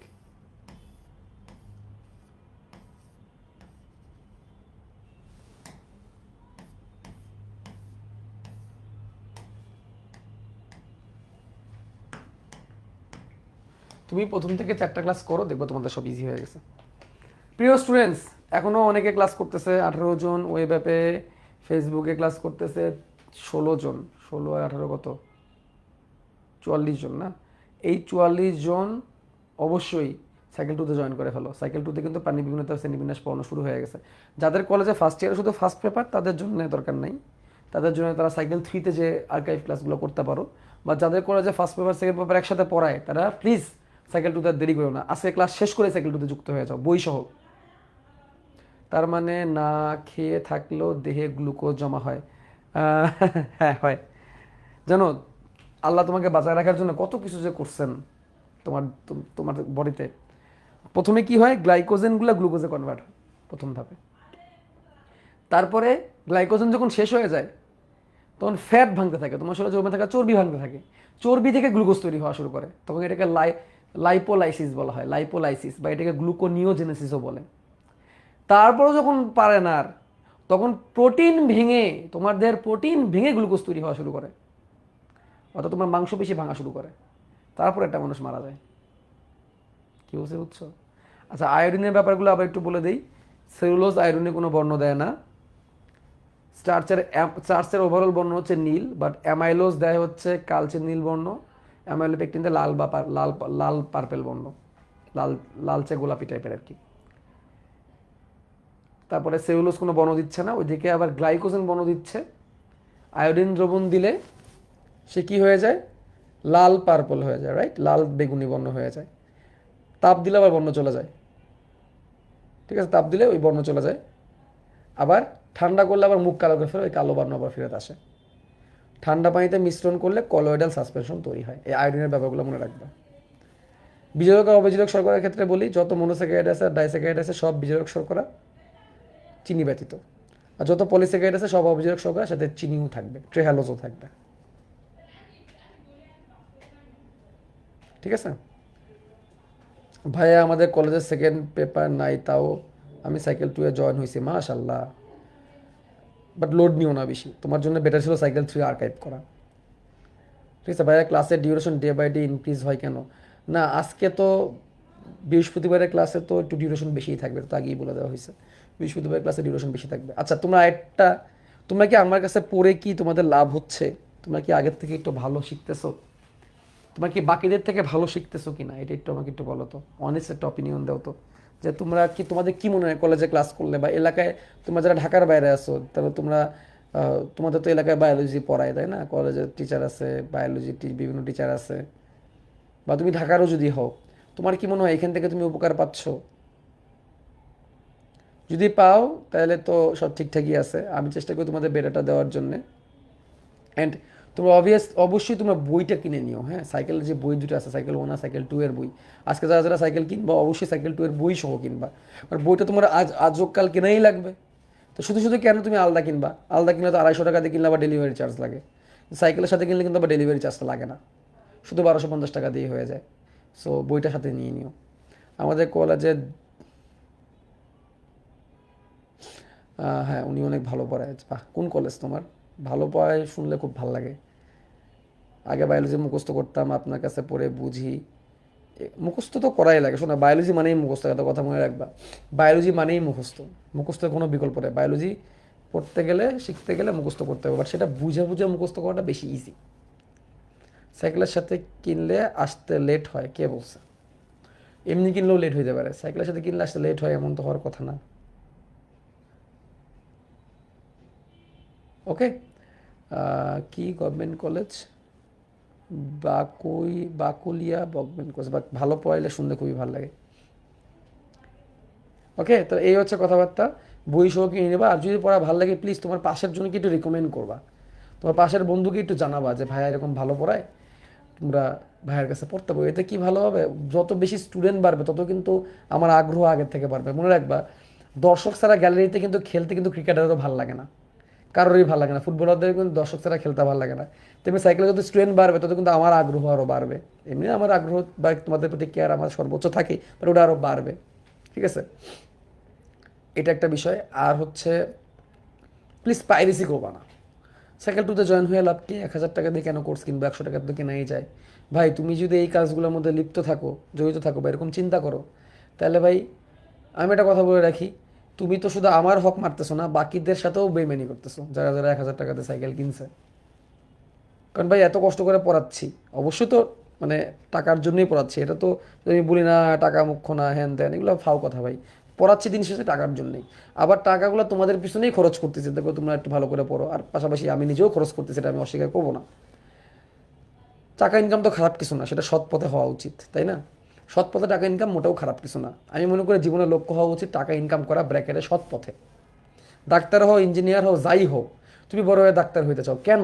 এন্ডের বাড়ি কিসের জন্য? টাকার জন্য। তুমি টিচার হইতে চাও কেন? এন্ডের বাড়ি টাকার জন্য। তুমি দেশের বাইরে যেতে চাও কেন? টাকার জন্যই তো। ও টাকা ইনকাম করো তো কোনো খারাপ কিছু না, হালাল পন্থায় সৎ পথে তুমি টাকা ইনকাম করো, এটা খারাপ কথা, খারাপ কিছু না, তাই না? তো আমি সবসময় হালাল পন্থাকে খুবই প্রায়োরিটি দেই, অলওয়েজ। তো তোমাদের একটা কথা বলি, আমি যেন কখনো ব্যাংকে কোনো ফিক্সড ডিপোজিট করি না। ওই যে ইন্টারেস্ট দেয় না ব্যাংকে, এফডিআর করে, যে আমি কিন্তু করি না। কেন করি না? কারণ এখানে সুদ আছে। ইভেন ব্যাংকের টাকা রাখলে কিন্তু সেখানে সুদ দেয়, নর্মালি সেভিংস অ্যাকাউন্টে টাকা রাখলে কিন্তু সুদ দেয়। বছর শেষে সেই অ্যামাউন্টগুলো কিন্তু আবার বের করে ফেলতে হয়। কেন বের করে ফেলতে হয়? দেখা যাতে ওই টাকাটা যাতে মেন টাকার মধ্যে খরচ না হয়ে যায়। তো তুমি যত ভালো পথে চলার চেষ্টা করবে, আল্লাহ দেখবে তোমার রিজিক বাড়াই দিবে। আমার, আমি নিজে তার প্রমাণ, আমি সৎ পথে থাকার চেষ্টা করছি, দেখছি আল্লাহ আমার রিজিক বাড়াই দিচ্ছে। তোমাদের ক্ষেত্রে এটা, এই কথাটা প্রযোজ্য। আজকে আল্লাহ আমাকে অনেক কিছু দিছে, আমি এটা মনে করি যে আমি কখনো কারো ক্ষতি করি নাই, আমি কারো ক্ষতি করতে চাই না, আমার সজ্ঞানে কোনো ক্ষতি হয় নাই, না জানলে হয়ে যেতে পারে, আল্লাহ মাফ করো। আমি যতটুকু চেষ্টা করছি হালাল পন্থায় থাকার জন্য, হালাল পন্থায় উপার্জন করার জন্য, তোমরাও সেটা প্র্যাকটিস করো। কারণ ভাই তুমি যদি আমার হকটা নষ্ট করো, এই যে ধরো পাইরেসি করতেছো, 100 টাকা দিয়ে কোর্স কিনতেছো, যারা যারা এই কাজটা করতেছে ভাবতেছে কি তারা মানবতার সেবা করতেছে, 100 টাকা দিয়ে দিচ্ছে। ভাই আমার ইউটিউব চ্যানেলে তো ভরপুর ক্লাস আছে, আমার ইউটিউব চ্যানেলে প্রচুর চ্যাপ্টারের ফ্রি ম্যারাথন ক্লাস দেওয়া আছে, সেগুলো করো না ভাই। তোমার যদি টাকার সমস্যা থাকে, তুমি কেন আরেকজনের কোর্স পাইরেসি করে কেন কিনবা বা বিক্রি কেন করবা? যারা এটা করে তারা ভাবে যে তারা মানবতার সেবা করতেছে, তারা সেবা করতেছে না, তারা আসলে আমার সাথে জুলুম করতেছে। সত্যি কথা, আমার সাথে জুলুম করতেছে তারা, এবং তোমাদের সাথেও অন্যায় করতেছে। এবং যারা ফুল পেমেন্ট দিয়ে কোর্স কিনে তোমাদের সাথে অন্যায় করতেছে, আমার সাথে জুলুম করতেছে। এবং সত্যি কথা, এটার জন্য আমি মাফ করবো না, আমি এটার জন্য মাফ করবো না। আমি ভাই এত মহান হৃদয়ের মানুষ হই নাই, আমি দেবতা না ভাই, আমি ফেরেস্তা না, আমি এর জন্য মাফ করবো না, আমি কখনোই এর জন্য মাফ করবো না। আমি এই হক ছাড় দিব না, কখনোই ছাড় দিব না। আমি শেষ দিনেও এই হক রেখে দিব, আটকায় রেখে দিব ওই ব্যক্তিকে যারা যারা আমার হক নষ্ট করছে। তুমি ফ্রি ক্লাস করতে চাও, তুমি আমার ইউটিউব চ্যানেলে চলে যাও ভাই। আমাদের হেল্পলাইন ফোন নাম্বার আছে, যে ফোন নাম্বারটা আমরা দিই সবসময় অফলাইনে, যে ফোন নাম্বারটা, ওই ফোন নাম্বারে ফোন দিয়ে তুমি জানাও, দেখো তোমার জন্য ডিসকাউন্টের ব্যবস্থা চেষ্টা করবো আমরা করে দিতে। বাট ভাই প্লিজ মানে পাইরেসি করো না, এটা আমার অনুরোধ থাকবে তোমাদের প্রতি। 1,000 টাকা কিছু না, 1,000 টাকার জন্য ভাই শেষ বিচারের দিন দাবি রেখো না, প্রয়োজন নেই, তাই না? আমি তোমাদের জন্য অনেক কষ্ট করি রে ভাই, অনেক কষ্ট করি। আজকে সারাদিনে কতগুলো ক্লাস নিছি, 6 ঘন্টার মতো দাঁড়ায় আছি আজকে সারাদিনে। কষ্ট হয় প্রচুর ভাই, প্রচুর কষ্ট। অ্যান্ড অ্যাগেন কেউ যদি সৎপথে ইনকাম করতেছে, তাকে তুমি আর যাই করো নিরাশ করো না, তুমি সৎপথে থাকার চেষ্টা করো। Thank you. সাইকেল টুতে জয়েন করে ফেলো, দেরি করো না, কারণ অলরেডি 6টা ক্লাস হয়ে গেছে। পানি বিমূর্ত শ্রেণীবিন্যাসে 7 নম্বর ক্লাস রবিবারে, প্লাটে হেলমেন্দিস নেমরোডা আর মোলাস্কা পড়াবো, চলে এসো, হ্যাঁ, দেরি করো না।